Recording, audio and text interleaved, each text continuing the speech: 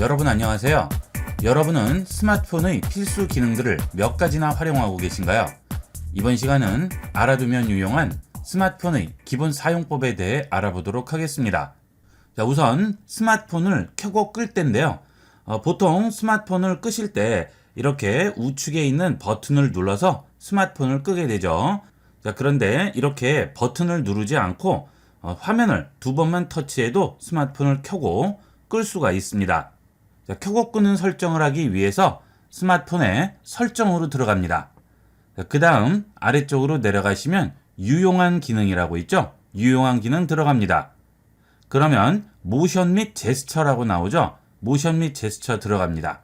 그러면 두 번 눌러 화면 켜기와 두 번 눌러 화면 끄기가 있습니다. 자, 이렇게 설정하게 되면 스마트폰의 빈 공간을 두 번만 터치하시면 화면이 꺼지게 되고요. 다시 두 번 터치하시면 켜지게 됩니다. 사용해 보시면 버튼을 눌러서 끄는 것보다 화면을 두 번 터치해서 끄는 게 훨씬 편리하게 이용을 할 수가 있어요. 자, 다시 유용한 기능 들어갑니다. 자, 그리고 모션 및 제스처 다시 들어갑니다. 그 다음은 들어서 화면 켜기가 있죠. 자, 두 번 눌러서 화면을 켤 수도 있고요. 들어서 화면을 켤 수도 있죠. 자, 지금은 들어서 화면 켜기가 꺼져 있는 상태이기 때문에 이렇게 화면이 꺼진 상태에서 스마트폰을 들더라도 화면이 켜지지 않습니다. 그러면 또 두 번을 터치하셔야 되거나 또는 옆에 버튼을 눌러서 화면을 켜셔야 되겠죠. 여기 있는 들어서 화면 켜기를 체크를 해주시게 되면 스마트폰이 꺼져 있는 상태에서 스마트폰을 들기만 하면 이렇게 화면이 켜지게 됩니다. 일일이 두 번 터치하실 필요 없이 간단하게 화면을 켤 수가 있겠죠. 들어서 화면 켜기, 두 번 눌러 화면 켜기, 두 번 눌러 화면 끄기 기능은 사용을 해보시고요. 여러분이 스마트폰을 사용하는 패턴에 맞으실 경우는 아주 편리하게 이용을 할 수가 있겠습니다.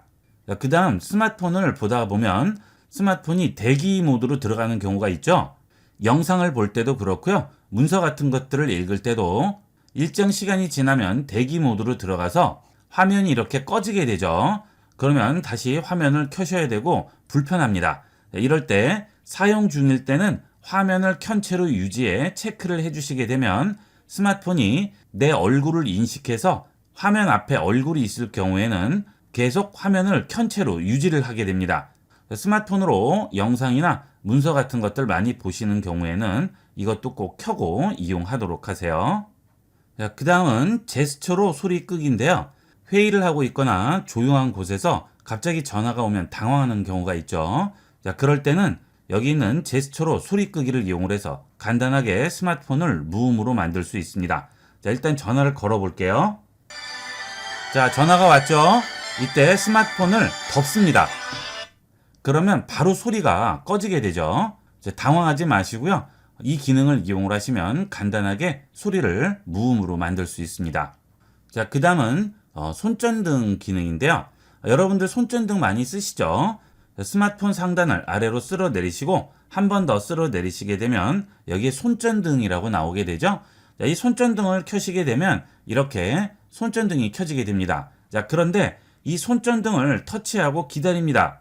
그러면 손전등 밝기를 조절할 수 있는 슬라이드 바가 나오게 됩니다.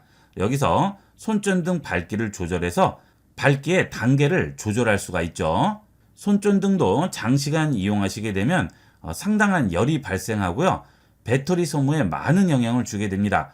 장시간 이용을 하실 때는 손전등 밝기를 낮춰서 1단계로 이용을 하시게 되면 오래 쓰셔도 발열 없이 장시간 쓰실 수가 있어요. 주로 이용하시는 상황에 맞춰서 밝기를 조절해서 이용을 하도록 하세요. 자, 그 다음 소리 조절이죠. 자, 소리 조절은 스마트폰 좌측에 있는 음량 조절 버튼을 위나 아래로 한 번만 눌러주시면 이렇게 음량 조절 막대가 나오게 되는데요. 자, 이때 상단에 있는 점세개 버튼을 누르시면 전체적인 음량을 조절할 수 있죠. 자, 제일 좌측은 미디어 소리가 되겠습니다. 영상을 본다거나 또는 유튜브 같은 것들을 볼 때 이 음량을 조절하시면 되겠고요. 그 다음 그 옆은 벨소리죠. 벨소리 조절을 하실 때는 여기서 조절을 하시면 되겠습니다. 자, 그 다음은 알림 소리죠. 알림 소리가 너무 클 경우 여기서 알림 소리를 조절하시면 되겠습니다. 자, 그 다음 여기는 시스템 소리가 되겠습니다. 경고음이라든지 시스템에서 나는 소리들은 전부 여기서 조절을 해주시면 되겠습니다. 자, 이것은 여기 설정 버튼을 눌러서 여기서 조절을 하셔도 되겠죠. 편리한 대로 이용을 하시면 되겠습니다. 자, 그 다음 통화 중에 상대편 목소리가 잘 안 들릴 경우에는 통화하면서 여기 있는 볼륨 조절을 누르시면 통화 중 음성 크기를 조절할 수 있겠죠. 자, 전화를 한번 해볼까요? 자, 전화를 받았습니다. 여기서 음량 조절할 때는 옆에 있는 볼륨을 이용하면 여기에 있는 모양이 바뀌게 되죠. 자, 지금은 통화 중 음량이 되겠습니다. 자, 이렇게 볼륨을 높이거나 낮춰서 통화 중 음량 조절해 주시면 되겠습니다. 자, 그 다음은 화면 밝기가 되겠습니다. 상단을 터치해서 내리시고요. 한 번 더 터치해서 내리면 하단에 화면 밝기를 조절할 수 있는 막대가 나오죠. 자, 여기서 화면 밝기를 이렇게 조절을 해줄 수 있는데요. 자, 이때 우측에 보시면 점세개 버튼이 있습니다. 이것을 누릅니다. 그러면 밝기 최적화가 나오게 돼요. 자, 단계를 조절할 수가 있는데 우측에 보면 빨간색 부분이 보이시죠? 자, 이 부분까지 밝기가 올라가게 되면 배터리 소모가 많이 되게 됩니다. 되도록이면 빨간색까지는 올라가지 않는 것이 좋겠죠. 자, 그 다음 그 아래에 있는 밝기 최적화를 이용하게 되면 밝은 곳에서는 밝기가 더 올라가게 되고요. 어두운 곳에서는 밝기가 더 떨어지게 됩니다. 자, 주변을 한번 어둡게 해보도록 할까요? 자, 주변을 어둡게 했더니 지금 밝기가 좀 떨어졌죠. 자, 그 다음은 주변을 밝게 만들어 보도록 하겠습니다. 자, 그러면 밝기가 올라가게 되죠. 자, 이런 식으로 주변 밝기에 따라서 자동으로 밝기가 바뀌게 되는데요. 자, 이것도 필요할 때 이용하시면 되겠죠. 자, 그 다음 통화 중에 화면이 바뀌어서 당황하시는 경우가 있는데요. 자, 통화 중 화면을 보도록 하겠습니다. 자, 지금 전화가 왔는데요. 전화를 받습니다. 자, 그러면 이렇게 통화 화면이 되죠. 그리고 귀에 대고 통화를 합니다. 자, 그 다음 화면을 보게 되면 자, 이렇게 다시 원래대로 돌아오게 되는데요. 자, 이때 ARS 같은 경우에는 번호를 누르라고 하죠. 자, 번호를 누를 때 번호가 어디 있는지 모르시는 분들이 많으세요. 자, 번호는 여기 있는 키패드를 누르시면 번호가 나오게 되죠. 다시 숨기기 누르면 원래 화면으로 돌아오게 되겠고요. 그 다음 스마트폰을 얼굴에 대고 통화를 하다 보면 여기 있는 내 소리 차단이 눌리는 경우가 있습니다. 자, 이렇게 돼버리면 내 소리가 상대편에게 들어가지가 않는 거죠. 통화 중에 갑자기 상대편이 여보세요, 여보세요를 계속 할 경우에는 꼭 여기 내 소리 차단 부분을 확인해 보도록 하세요. 자, 이게 눌리게 되면 상대편에게 내 소리가 들리지 않게 됩니다. 자, 눌리게 되면 초록색으로 나오고요. 눌리지 않으면 그냥 까만색으로 나오게 되겠죠. 자, 그 다음에 통화 중에 홈 버튼을 누르면 통화 화면이 없어져 버리죠. 자, 이렇게 되면 전화를 끊는다든지 또는 번호를 눌러야 할 때 어디서 봐야 할지 당황하시는데요. 자, 이렇게 통화 중에 홈으로 오게 되면 상단에 초록색 막대가 나오게 됩니다. 이 초록색 막대를 터치해서 내려주시면 알림창이 열리게 되고요. 그 알림창에 보시면 초록색 박스가 나오죠. 자, 이게 지금 통화 중이라는 박스가 되겠습니다. 이 통화 중 박스를 한 번만 터치를 해주시면 원래 통화 화면으로 돌아오게 되겠죠. 네, 특히나 연세 있으신 분들은 이 부분을 헷갈려 하시는 분들이 많으신데요. 언제든지 통화 중에 홈 화면으로 들어왔을 때는 상단 초록색 바를 내리시고 파란색 박스를 한 번만 터치해 주시면 원래 화면으로 돌아오게 되겠습니다. 자, 그 다음 스피커로 통화를 할 때는 여기는 스피커 누르시면 되겠고요. 스피커 끄시면 원래대로 돌아오게 되겠죠. 자, 그 다음에 이 상태에서 언제든지 녹음 버튼을 눌러서 내 통화를 녹음을 할 수 있죠. 그리고 바로 영상 통화로 이 상태에서 전환을 할 수도 있습니다. 자, 녹음 버튼을 눌러볼게요. 자, 그러면 지금 제 통화는 녹음이 되고 있습니다. 그리고 상단에 보시면 녹음 중이라고 표시가 나오게 되죠. 자, 이 상태에서 통화를 끝내고 전화 끊기를 누릅니다. 그러면 알림 소리가 나오면서 통화가 끊어지게 되죠. 자, 이렇게 녹음된 내용은 어디서 들어보죠? 스마트폰에서 녹음 앱을 찾아주시면 되겠습니다. 자, 옆으로 넘어가 보시면 여기 음성 녹음이라고 되어 있죠. 자, 이게 혹시 나오지 않으시는 분들은 아래쪽을 위쪽으로 쓸어 올리셔도 되고요. 아니면 여기는 앱스 버튼을 누르셔서 앱스 화면으로 들어오신 다음 상단 터치하시고요. 녹음이라고 검색을 하시면 음성 녹음 앱 바로 찾을 수 있습니다. 자, 음성 녹음 앱 실행하시게 되면 우측 상단에 목록이라고 나옵니다. 목록 눌러보시면 지금 금방 통화한 내용을 여기서 찾을 수가 있어요. 그리고 플레이 눌러서 들어볼 수가 있겠죠. 이렇게 간단하게 통화 중에도 통화한 내용을 녹음을 할 수 있고요. 들어볼 수 있습니다. 자, 이렇게 해서 이번 시간은 스마트폰의 가장 기본적인 사용법에 대해서 알아봤는데요. 가장 기본이면서 잊고 있는 경우가 많은데 잘 알아두셨다가 많이 활용해 보도록 하세요. 여러분의 스마트폰이 느려져서 답답하신가요?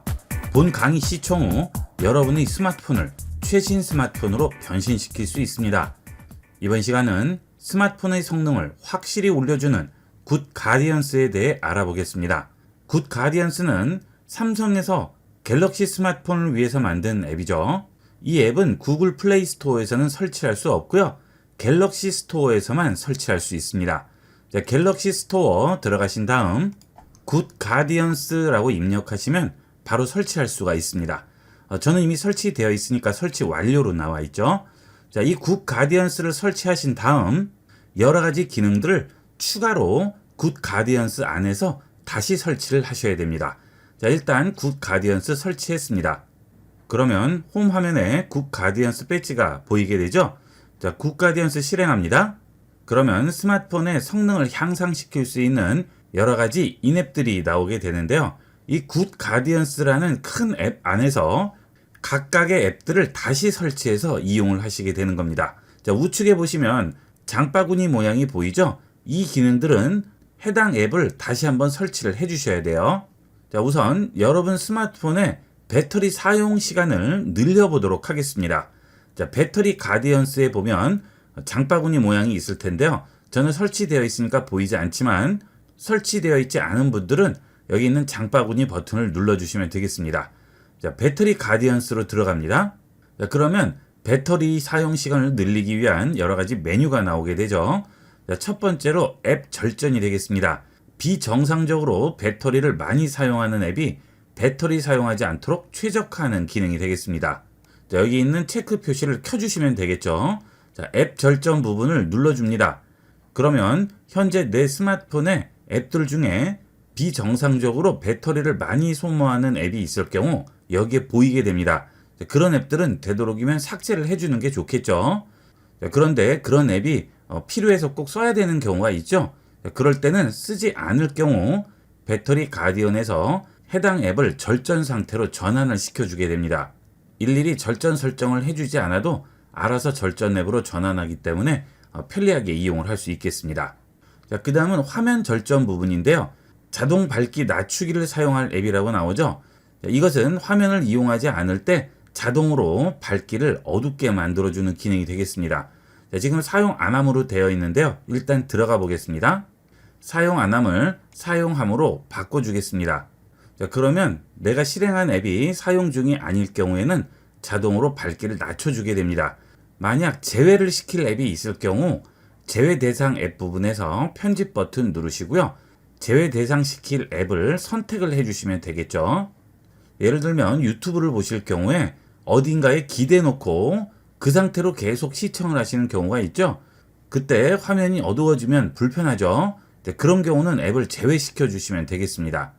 여기 보시면 유튜브 있죠. 자, 이렇게 체크를 해주시면 유튜브는 자동 밝기 조절해서 제외가 되는 거죠. 자, 이렇게 제외시켜줄 앱들만 여기서 선택을 해주시면 되겠습니다. 그 다음은 스크린 커튼 기능인데요.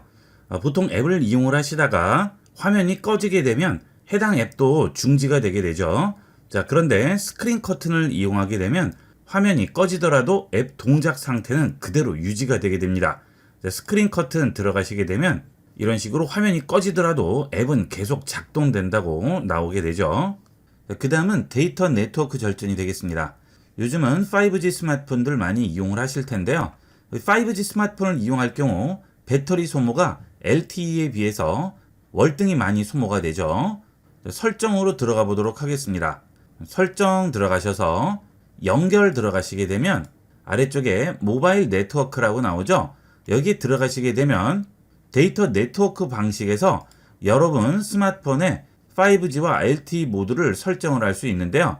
이때 좀 더 빠르게 이용하기 위해서 5G 우선 모드를 이용하게 되면 모든 앱이 전부 5G 기준으로 네트워크로 연결이 되게 되죠. 자, 그런데 장시간 이용하게 되면 5G 모드를 이용할 경우에는 데이터 사용량도 많아지고 배터리도 많이 소모가 되게 됩니다. 자, 이럴 때 장시간 이용할 앱은 LTE로 전환을 할 수 있습니다. 여기서는 이용할 수 없고요. 배터리 가디언에서 데이터 네트워크 절전으로 들어가신 다음 5G를 사용하지 않을 앱을 설정을 해주시면 스마트폰 자체는 5G 우선 모드로 되어 있더라도 해당 앱을 이용을 할 때는 LTE로 연결이 되게 됩니다. 자, 우측 상단 플러스 버튼 누르시고요. 예를 들어서 여러분들이 유튜브를 이용하려고 하는데 유튜브는 보통 한번 보게 되면 1, 20분은 금방 지나가게 되죠. 자, 근데 5G로 연결을 해놓게 되면 유튜브를 시청할 때 5G로 계속 연결이 돼 있습니다. 이때 유튜브에 체크를 해주시고 추가를 해주시면 앞으로는 5G 우선 모드더라도 유튜브를 이용할 때는 LTE로 연결이 되게 됩니다. 자, 이렇게 하게 되면 배터리 사용 시간을 많이 늘릴 수가 있습니다.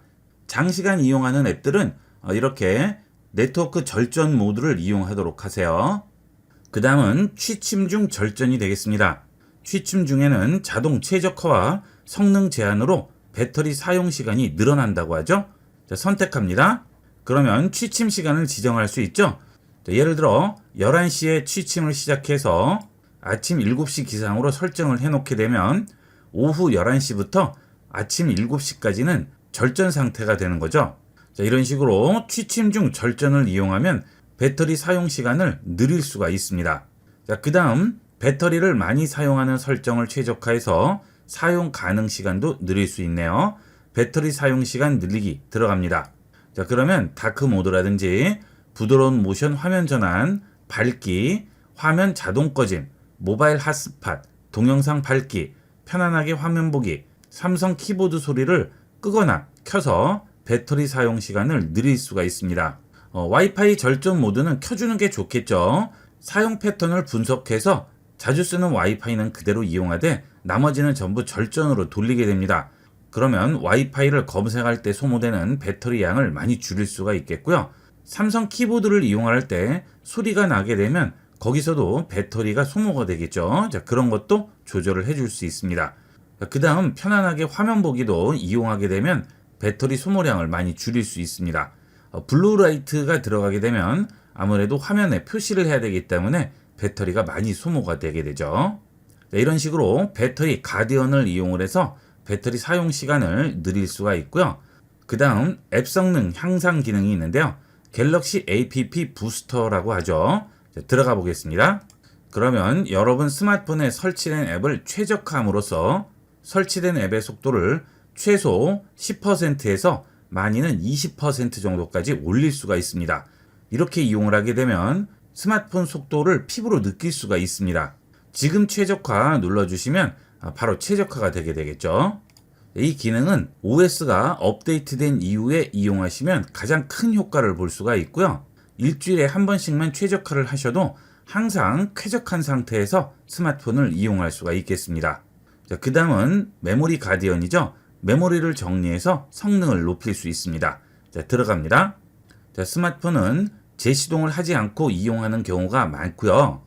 종료를 하는 경우가 잘 없죠. 보통 이용하시는 분들 보면 일주일 동안 한 번도 재시동하지 않고 이용하시는 분도 계시고 1년 동안 한 번도 재시동을 안 하시는 분들도 계시는데요. 자, 그렇게 되면 스마트폰 메모리에 여러 가지 찌꺼기들이 남게 됩니다. 그래서 필요 없는 공간을 많이 차지하다 보니까 스마트폰에서 사용할 수 있는 여유 공간이 줄어들므로써 속도가 많이 떨어지게 되죠. 자, 그런 경우에 메모리 가디언을 이용을 해서 메모리를 정리해 주시면 훨씬 더 빠른 속도를 경험할 수 있고요. 앱도 원활하게 실행이 되게 됩니다. 자, 지금 정리를 눌러 주시게 되면 메모리에 4기가 정도 되는 용량을 정리를 하게 되죠. 자, 이렇게 소리가 나면서 정리가 되게 되면 완전히 달라진 스마트폰을 경험할 수가 있습니다.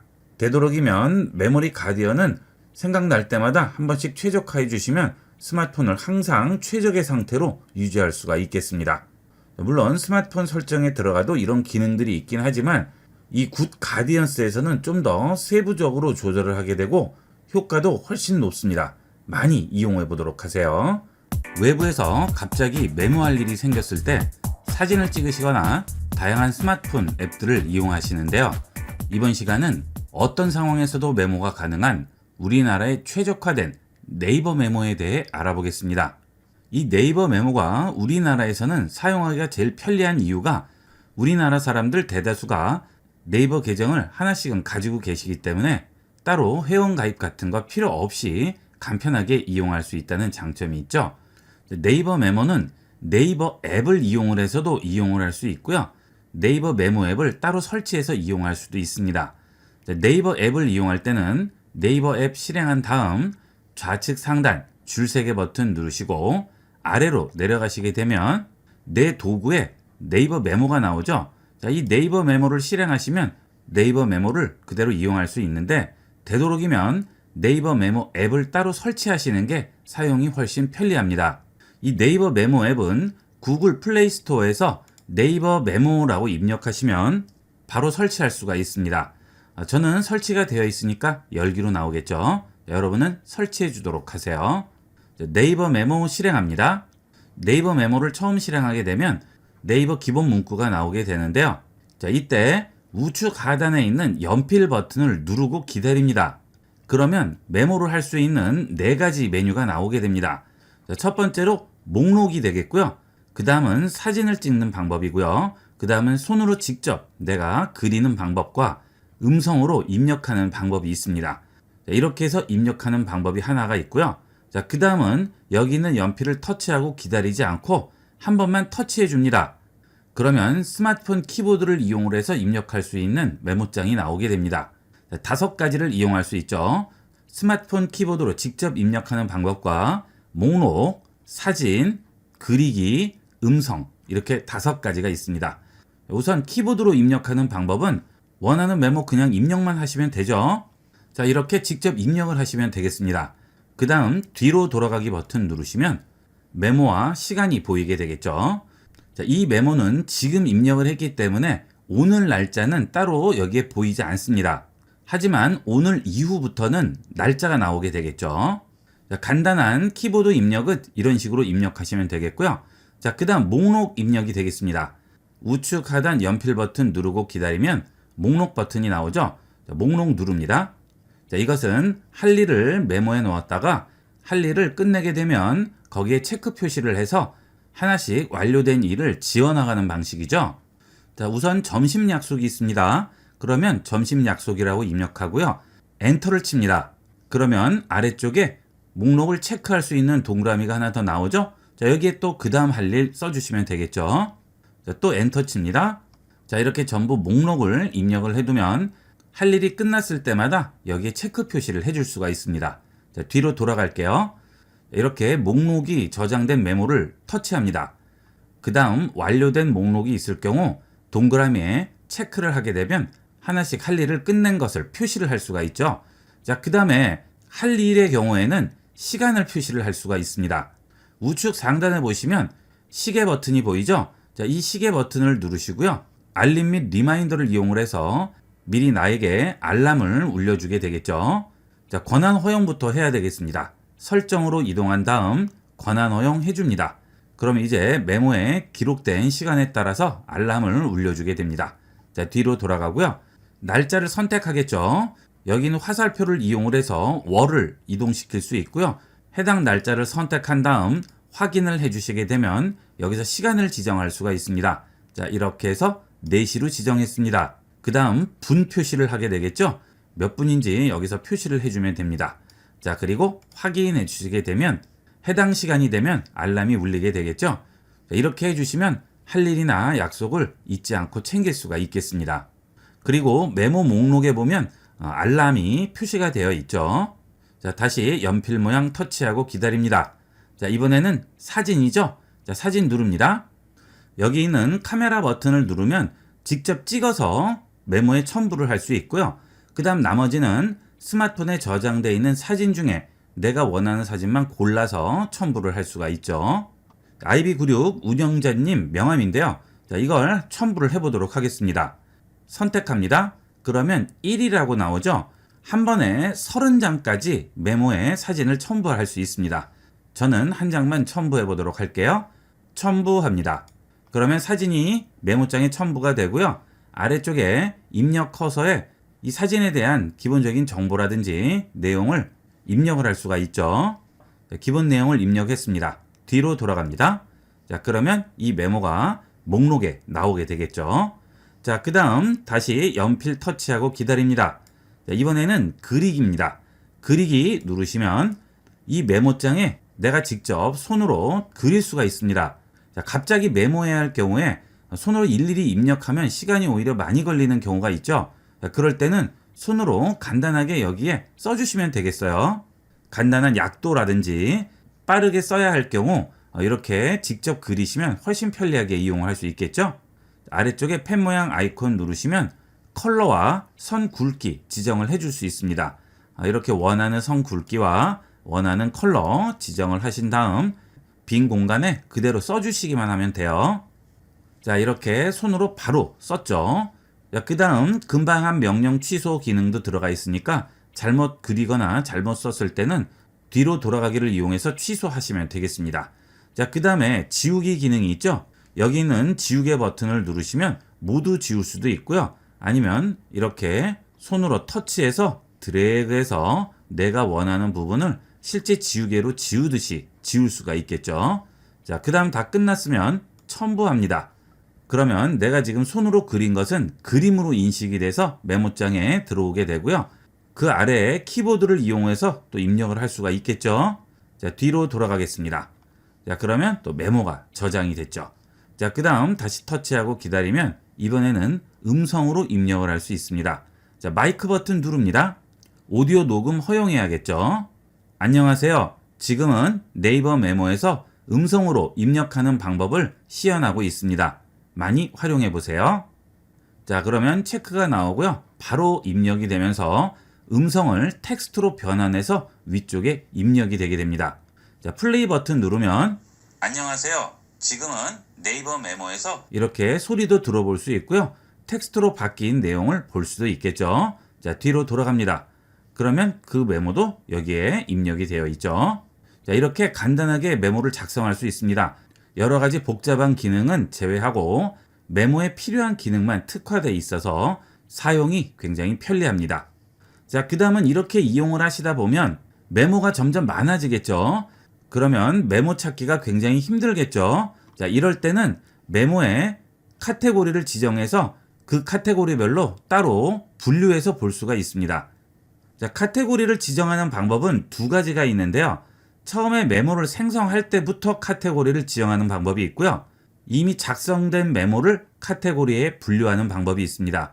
자, 처음부터 카테고리로 분류하는 방법은 좌측 하단 줄세개 버튼을 누르시고 여기에 있는 내 메모, 업무, 개인, 지인, 내 업무에 따라서 처음부터 분류해서 만드는 거죠. 자, 예를 들어 업무 메모예요. 그러면 업무 선택합니다. 그러면 이렇게 컬러가 아예 다르죠. 자, 이 상태에서 우측 하단 연필 버튼을 누르고 기다리면 업무 폴더에 여러 가지 메모 형태로 메모를 작성할 수가 있습니다.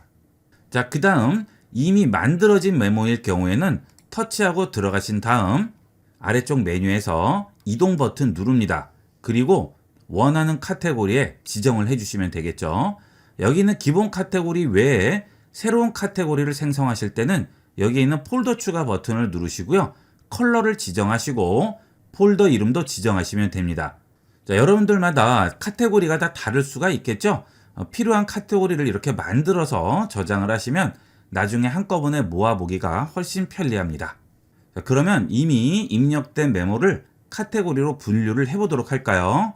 자, 이 메모 들어가신 다음 아래쪽에서 이동 버튼 누르시고 이것은 내 업무로 분류해 보도록 하겠습니다. 그러면 이동됐다고 나오죠. 자, 뒤로 돌아갑니다. 자, 그 다음 명함의 경우에는 업무로 분류해 보도록 할게요. 자, 다시 이동 버튼 누르고요. 업무로 선택합니다. 자, 뒤로 돌아갑니다. 자, 이런 식으로 분류를 해주게 되면 메모 앞에 업무, 내 업무, 개인 이렇게 표시가 나오죠. 여기서 한눈에 볼 수 있고요. 이렇게 전체 메모가 아니고 분류된 카테고리로 따로 들어갈 수 있죠. 좌측 하단 줄세개 버튼 누르시면 여기서 카테고리로 들어갈 수가 있죠. 자, 개인 눌러보시면 개인 메모만 따로 보이게 되겠어요. 자, 그 다음 다시 누르시고 업무 선택하면 업무 메모만 따로 분류해서 볼 수가 있죠. 자, 그 다음 전체를 보실 때는 전체 메모로 확인을 하시면 되겠습니다. 자, 이렇게 이용을 하시게 되면 여러분 메모를 아주 효율적으로 관리하고 작성할 때도 간편하게 이용을 할 수가 있겠습니다. 자, 메모가 필요 없을 경우 터치하고 기다립니다. 그러면 휴지통 나오죠? 자, 여기서 바로 버려줄 수 있고요. 여기에 이동 버튼도 있죠? 이 이동 버튼을 누르면 이렇게 메모를 이동할 수 있는 메뉴가 나오게 되겠죠. 여기서 원하는 분류로 선택을 해주시면 되겠습니다. 자, 그 다음은 메모 앱 실행하실 때 화면 넘기고 메모 앱 실행하고 메모 앱 들어가신 다음 어떤 메모를 할지 또 선택하시고 단계가 굉장히 복잡해요. 그래서 간편하게 할 수 있는 방법은 메모 앱 터치하고 기다립니다. 그러면 위젯이라고 있죠. 위젯 누르시게 되면 자, 그러면 메모 종류가 나오죠. 선택합니다. 그리고 추가하세요. 그러면 아예 이렇게 메모 위젯이 나오게 되죠. 여기서 필요한 메모 형식만 터치해 주시면 되겠어요. 자, 여기 있는 카메라 터치하시면 사진 메모를 바로 실행할 수 있고요. 음성 메모 터치하시면 바로 음성 녹음이 되게 됩니다. 여러 번 단계별로 들어갈 필요 없이 간편하게 이용할 수 있겠죠. 메모를 많이 이용하시고 자주 쓰시는 분들은 네이버 메모를 이용하시면서 아예 이렇게 꺼내놓고 활용을 하시면 편리하고 빠르게 이용을 할 수가 있겠습니다. 메모 앱을 쓰시던 분들이 나중에는 이용을 하지 않게 되는데요. 그 이유가 복잡해서 그렇죠. 네이버 메모는 메모 기능에 특화되어 있으면서 불필요한 기능은 제거하고 메모에 집중하는 앱이 되겠습니다. 스마트폰에 하나쯤은 꼭 설치해서 이용해 보도록 하세요. 여러분은 스마트폰의 필수 기능들을 몇 가지나 활용하고 계신가요? 이번 시간은 스마트폰을 이용하시는 분들은 누구나 반드시 필요한 인증서를 발급받는 방법을 알아보도록 하겠습니다. 보통 인증서는 금융인증서 또는 공동인증서를 많이 이용을 했지만 요즘은 간편인증서도 많이 활용하고 있죠. 요즘은 관공서에서 서류 발급받을 때 정부24 앱도 많이 활용하시는데요. 정부24 들어가셔서 서류 같은 것들을 발급받으실 때 인증서로 반드시 본인 인증을 해야 되죠. 자, 그때 기본적인 공동인증서나 금융인증서 외에 간편인증서를 요즘 많이 활용하고 있습니다. 민간인증서에 보시면 네이버 인증서가 있고요. 그 외에도 다양한 인증서가 있죠. 자, 그 외에도 금융기관이라든지 관공서, 공공기관 이런 곳에 로그인을 한다든지 여러 가지 서비스를 이용해야 할 때도 이 간편인증서를 많이 활용하고 있죠. 간편인증서를 발급받는 방법을 보도록 하겠습니다. 자, 일단 네이버 앱은 설치가 되어 있어야 되겠죠. 네이버 앱은 구글 플레이 스토어에서 네이버로 검색을 하시게 되면 네이버 앱 바로 설치할 수 있습니다. 자, 저는 이미 설치가 되어 있는데요. 자, 업데이트는 해주도록 해야 되겠죠. 자, 이런 인증서와 관련된 앱이라든지 주로 이용하시는 앱들은 보안 관련 문제도 있기 때문에 바로 업데이트를 해주시는 게 좋겠죠. 자, 네이버 앱 실행합니다. 자, 그 다음 로그인을 해주셔야 되겠죠. 자, 로그인은 우측 상단에 NA 버튼 누르시고 상단에 있는 로그인 버튼으로 들어가셔서 바로 로그인을 해주시면 되겠습니다. 그러면 멤버십 카드, 삼성페이, QR 결제, 디지털 신원 인증이라고 나오게 되는데요. 여기 보시면 인증서 발급 버튼이 있습니다. 인증서 발급 누릅니다. 그러면 3년간 사용할 수 있다고 나오고요. 30초 만에 발급받기라고 나오죠. 30초 만에 발급받기 버튼 누릅니다. 그러면 인증 화면으로 넘어가게 되는데요. 인증서를 발급받기 위해서는 반드시 기기 잠금이 설정이 되어 있어야 됩니다. 기기 잠금 설정이 되어 있지 않으면 아무나 내 스마트폰을 이용을 해서 인증서를 활용할 수가 있겠죠. 자, 설정하기 들어갑니다. 그 다음 잠금 방식을 선택을 하는데요. 핀 번호를 이용할 수도 있고 비밀번호, 패턴 세 가지 중에 이용할 수 있습니다. 드래그 방식은 인증서 설정할 때는 이용할 수 없습니다. 저는 패턴을 이용하도록 하겠습니다. 자, 그러면 패턴 설정이 나오게 되죠. 자, 패턴을 설정을 해보도록 할까요? 계속 누릅니다. 다시 한번 설정합니다. 자, 확인합니다. 그러면 패턴 힌트를 넣으라고 하죠. 여러분이 패턴을 잊어버리셨을 때 참고할 힌트를 여기에 써주시면 되겠습니다. 자, 디귿 모양이라고 썼어요. 완료하겠습니다. 그러면 잠금화면 사용 중 설정됐죠? 자, 완료하겠습니다. 그러면 인증서 화면으로 들어오게 됩니다. 자, 발급받기 다시 한번 누를게요. 자, 그러면 약관 동의하라고 나오죠. 본인 확인을 위해서 그렇습니다. 약관 전체 동의해 주시고요. 이름과 통신사 선택을 해 주시고요. 전화번호 써주시면 되겠죠. 자, 그 다음 인증합니다.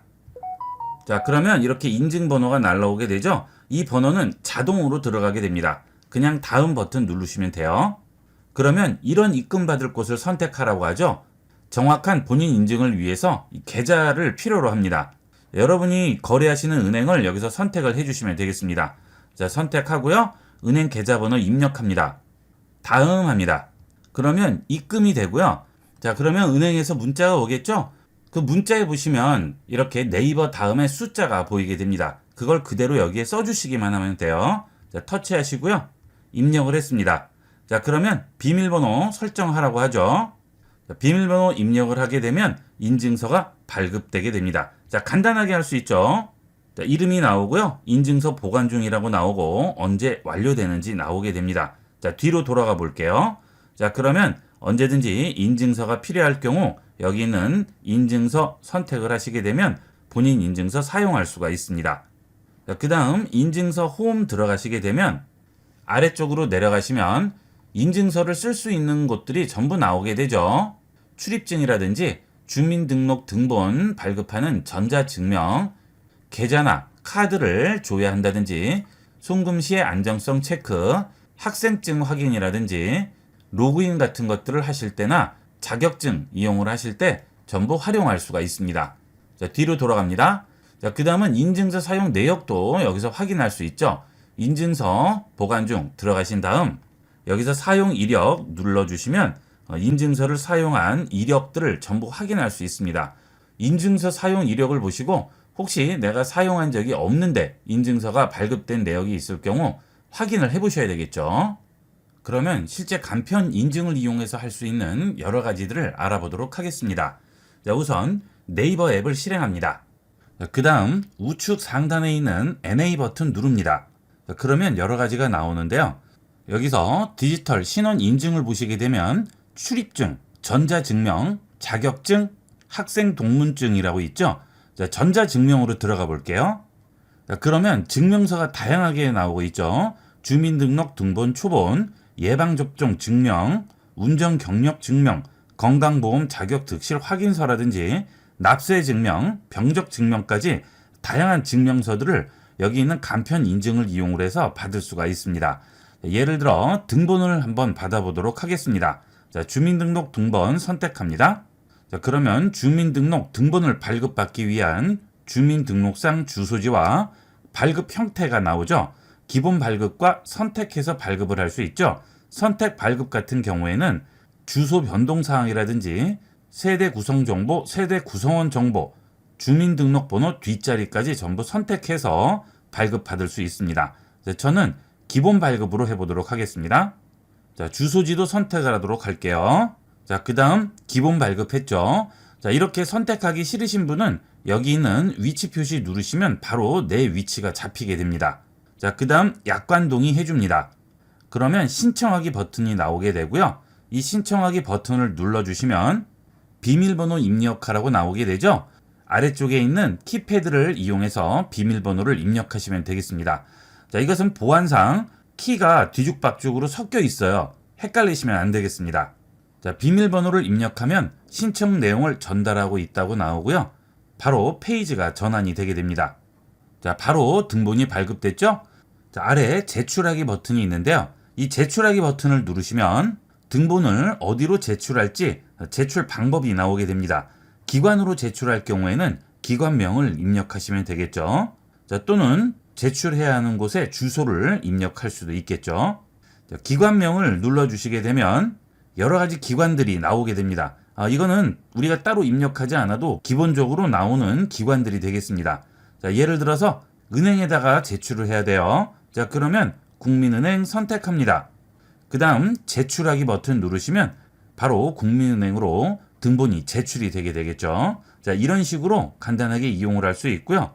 자, 그 다음 제출을 하지 않더라도 내 보관함에 기본적으로 저장이 되어 있습니다. 자, 보관함은 여기 있는 NA 버튼 똑같이 누르시고요.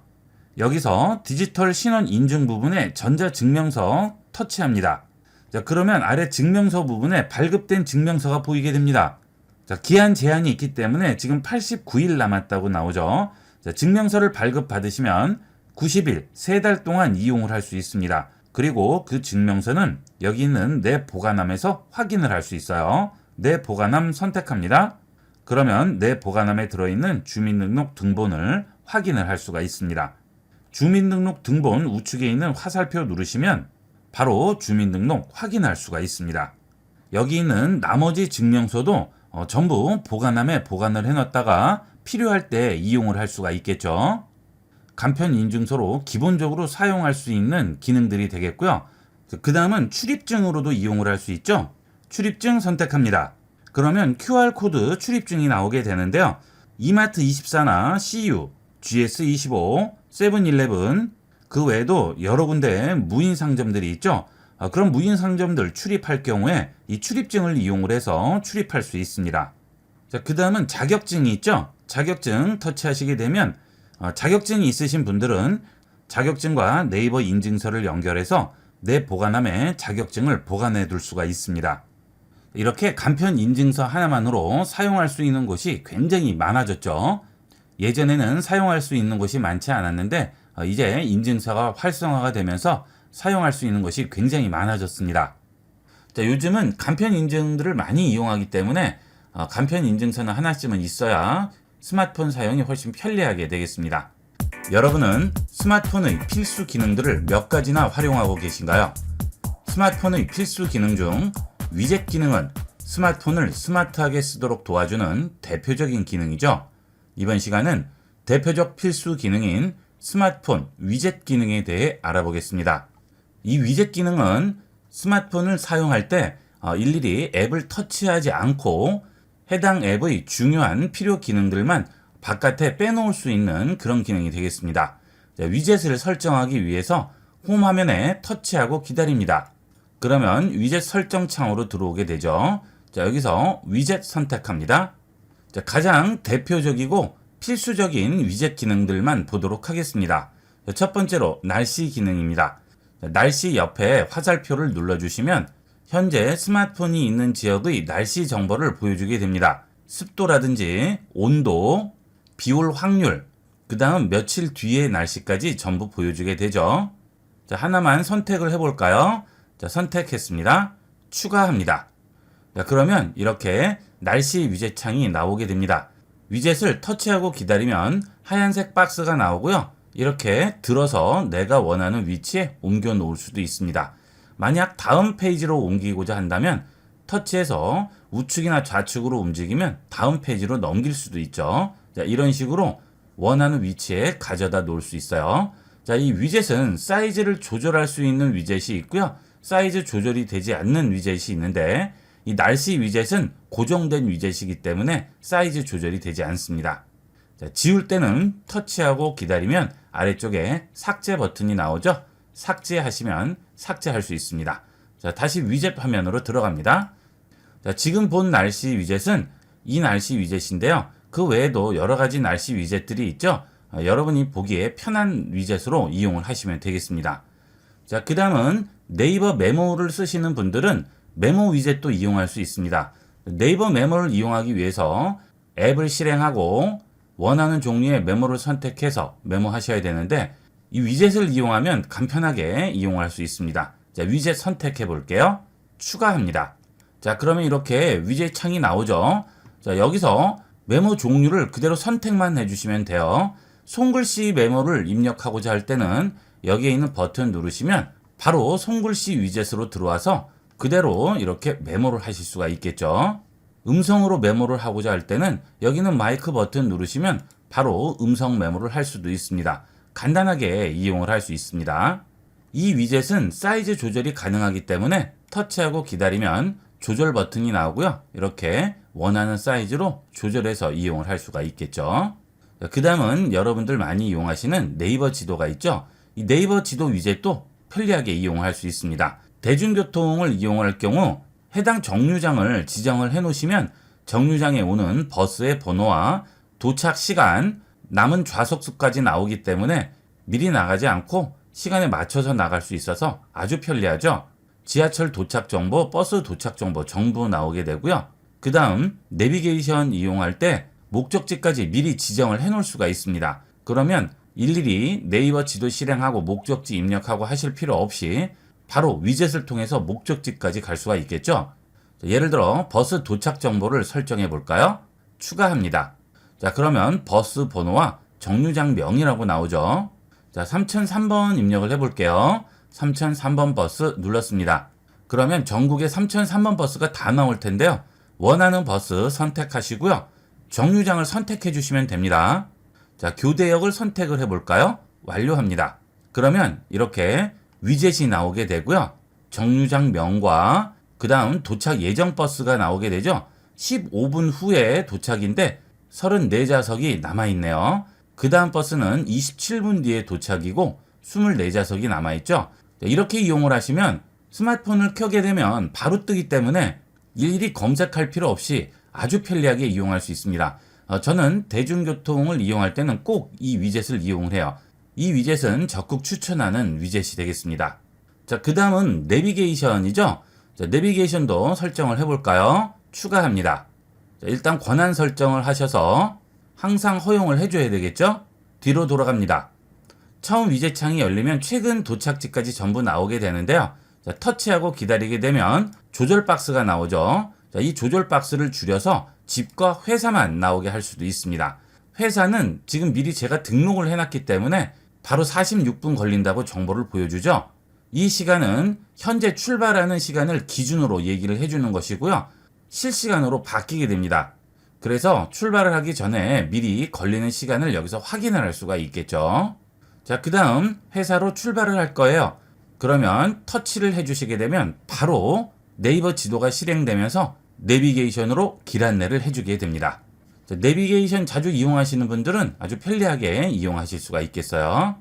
자, 그 다음은 돋보기 기능이 되겠습니다. 자, 시력이 나쁘신 분들은 보통 돋보기 기능을 이용을 할 때 카메라 앱을 키셔서 확대하고 하시는데 이 돋보기 위젯은 돋보기에 최적화되어 있기 때문에 이용하시기가 훨씬 편리합니다. 자, 돋보기 위젯을 설치해 볼게요. 추가합니다. 자, 돋보기 위젯은 위젯이 크지 않아요. 돋보기 위젯 실행합니다. 자, 돋보기 위젯이 실행됐습니다. 이 경우 카메라 앱과는 약간 다르죠. 여기 있는 프레시 버튼 누르시면 이렇게 프레시가 켜지게 되고요. 자, 그 다음에 확대 정도는 여기서 조절을 해줄 수 있습니다. 자, 이렇게 해서 확대와 축소를 해줄 수 있죠. 자, 그 다음 우측에 있는 버튼을 누르시게 되면 밝기 설정이라든지 그 다음 대비를 설정을 해서 좀 더 선명하게 보이게 바꿀 수 있죠. 자, 이용하시는 분마다 차이가 있기 때문에 내가 보기에 가장 적당한 정도로 맞춰서 쓰시면 좀 더 선명하게 보실 수가 있겠습니다. 그 다음 아래는 흑백으로 보거나 또는 여러 가지 색깔들을 입혀서 확인을 할 수가 있겠죠. 그 다음 셔터 버튼을 눌러서 사진도 간단하게 찍을 수가 있고요. 내려받기 버튼을 누르면 내 갤러리에 저장이 되게 됩니다. 특히나 부모님들 연세 있으신 분들은 꼭 설치해 드리도록 하세요. 자, 그 다음은 요즘 라디오를 많이 들으시는데요. 라디오 위젯도 있습니다. 자, 라디오 위젯은 라디오가 아예 창으로 떠서 실제 라디오 같이 이용을 할 수 있어요. 터치해서 추가합니다. 자, 하지만 라디오를 이용하기 위해서는 유선 헤드폰이 연결이 되어 있어야 안테나 역할을 할 수가 있습니다. 유선 헤드폰 연결하시고 라디오 켜시면 여러분이 원하는 라디오 채널을 청취할 수가 있겠습니다. 그 다음은 시계들은 많이 아실 텐데요. 시계도 여러 종류가 있죠. 요일도 나오고 시간도 나오고 알람까지 전부 설정을 할 수가 있죠. 크기도 다르고 아날로그와 디지털 시계도 전부 변환해서 이용을 할 수 있습니다. 자, 이것은 편리한 대로 이용하시면 되겠습니다. 자, 그 다음에 연락처가 있죠. 원하는 연락처와 메시지, 영상통화, 일반 전화를 터치 한 번으로 바로 연결을 할 수 있습니다. 자, 메시지를 위젯으로 설정해 보겠습니다. 추가합니다. 원하는 연락처 선택합니다. 자, 이 위젯도 앱 사이즈로 들어오게 되죠. 자, 터치하시면 바로 메시지 앱이 실행되면서 메시지 입력을 할 수가 있겠죠. 전화통화도 마찬가지고요. 내 스마트폰 연락처에 있는 사람과 전화통화, 메시지로 빠르게 연락해야 할 경우 위젯을 이용하면 간단하게 이용할 수가 있겠습니다. 그 다음은 요즘 건강에 많은 관심을 가지시는데요. 그래서 만보기도 구입하고 하시죠. 이 헬스 위젯을 이용을 하면 만보기 필요 없이 스마트폰을 만보기 같이 활용할 수 있습니다. 헬스 앱 열어주시면 여기에 수면 시간, 걸음수, 일일 활동 나오게 되죠. 걸음수 터치할게요. 추가합니다. 그러면 오늘 걸은 걸음수가 여기에 표시가 되게 됩니다. 스마트폰을 가지고 다닐 경우에는 그 스마트폰에 진동이 오는 것을 센서가 인식을 해서 걸음수로 판단을 하게 되죠. 그러면 간단하게 내가 하루에 몇 걸음을 걸었는지, 칼로리는 얼마나 소비됐는지 여기서 확인을 할 수가 있습니다. 그 다음은 네이버 위젯이죠. 보통 네이버 앱은 전부 이용을 하실 텐데요. 그 네이버 앱에 있는 출입증 기능이라든지 날씨, 그 다음 검색 기능, 현장 결제 이런 것들도 전부 위젯으로 꺼내 놓을 수 있습니다. 보통 현장 결제를 한다든지 할 때 네이버 앱 실행하고 NA 버튼 눌러서 들어간 다음 현장 결제 들어가고 복잡한 과정을 거치는데, 네이버 페이 이용하시는 분들은 그냥 바로 여기서 현장 결제 이용하시면 간편하게 이용할 수 있습니다. 그 다음은 카메라 위젯인데요. 이 카메라 위젯은 원 UI 6.0부터 이용을 할 수 있습니다. 가장 최근 원 UI죠. 원 UI 업데이트가 되지 않으신 분들은 이용을 할 수 없어요. 자, 여기 있는 커스텀 카메라 선택을 하시게 되면 카메라의 기능 중에 원하는 기능만 설정을 해서 위젯으로 설치할 수가 있습니다. 아래쪽에 시작 모드라고 나오죠. 여기 들어가시게 되면 전면 카메라, 후면 카메라를 지정할 수 있고요. 사진이라든지 인물 사진, 동영상, 프로 동영상, 프로 사진 이런 여러 가지 기능들을 미리 설정을 해두시면 위젯만 터치하시면 바로 그 기능이 실행되게 됩니다. 일일이 카메라 실행하시고 카메라에서 해당 기능 실행해서 설정하고 하는 과정들을 전부 없애버리고 위젯 터치 한 번으로 바로 접근할 수 있죠. 급하게 사진을 찍어야 할 경우에는 아주 유용하게 쓰일 수가 있겠습니다. 이렇게 해서 스마트폰의 필수 기능 중에 하나인 위젯 기능에 대해서 알아봤는데요. 이 위젯을 잘 쓰지 않으시는 분들이 많으신데 한번 이용하시면 절대 후회하지 않는 기능이 되겠습니다. 많이 활용해 보도록 하세요. 여러분은 스마트폰의 기본 기능을 얼마나 활용하고 계신가요? 지금부터 스마트폰 전화 앱의 편리한 기능들을 100% 활용하는 방법을 알아보겠습니다. 전화 앱 실행합니다. 요즘은 보이스피싱이 점점 진화하면서 20, 30대의 젊은 층들도 많은 피해를 보고 있다고 하는데요. 첫 번째로 보이스피싱 같은 피해를 줄이기 위한 차단 방법부터 알아보도록 하겠습니다. 전화기 앱 실행한 상태에서 우측 상단 점색의 버튼 누르시고 설정으로 들어갑니다. 그러면 통화 설정에 수신 차단 해제라고 있죠? 수신 차단 해제 들어갑니다. 제일 처음 설정하셔야 될 부분은 발신 번호, 표시 제한 번호 전화 차단이죠. 보통 전화가 왔을 때 번호가 뜨지 않는 경우가 있습니다. 그런 경우 대부분 피싱이거나 광고 전화인 경우가 많죠. 그래서 번호가 뜨지 않는 전화는 전부 차단을 해주시는 게 첫 번째가 되겠고요. 자, 그 다음 두 번째는 광고 전화나 피싱 전화는 070으로 오는 경우가 많죠. 자, 그래서 070 번호는 일단 차단을 해주시는 게 좋겠죠. 아래쪽 전화번호 추가 부분에 070 입력을 하고요. 그 다음 입력한 번호와 일치할 때를 누르시고 입력한 번호로 시작할 때로 바꿔줍니다. 자, 그러면 070으로 시작하는 번호는 차단이 되는 거죠. 플러스 눌러줍니다. 그러면 아래쪽에 070 입력한 번호로 시작할 때는 차단이 되게 되겠죠. 이렇게 하면 기본적으로 광고 전화는 많이 차단을 시킬 수 있고요. 피싱 전화 같은 경우도 많이 방지를 할 수가 있겠죠. 그 다음 피싱 전화가 많이 걸려오는 국번은 국제전화가 되겠습니다. 저 같은 경우도 지금 국제전화가 2번이나 왔었는데요. 이런 국제전화는 미리 차단을 해주시면 피싱을 방지하는 데 많은 도움이 되겠죠. 특별히 국제전화가 올 일이 없는 분들은 국제전화는 차단을 해주시는 게 좋습니다. 우측 상단 점색의 버튼 누르시고 설정 들어가셔서 아래쪽으로 내려가시면 기타 통화 설정이라고 있습니다. 여기 들어가세요. 그 다음 국제전화로 들어가시게 되면 수신전화 차단이라고 있죠. 이것도 되도록이면 체크해 주시는 게 좋겠죠. 그러면 그 순간 이후부터는 국제전화로 오는 전화는 전부 차단이 되게 됩니다.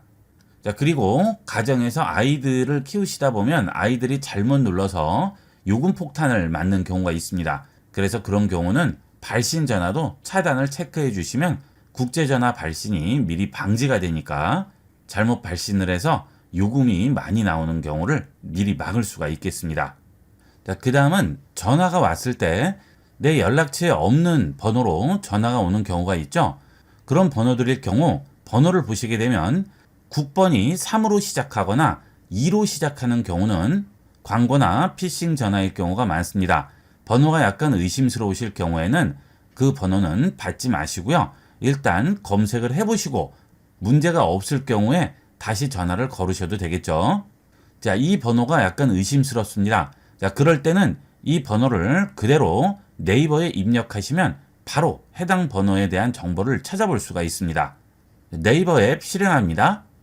자, 이렇게 검색을 해보시게 되면 벌써 더콜 스팸 전화번호부라고 나오고요. 더콜에서 2447회 조회됐다고 하죠. 자, 들어가 볼게요.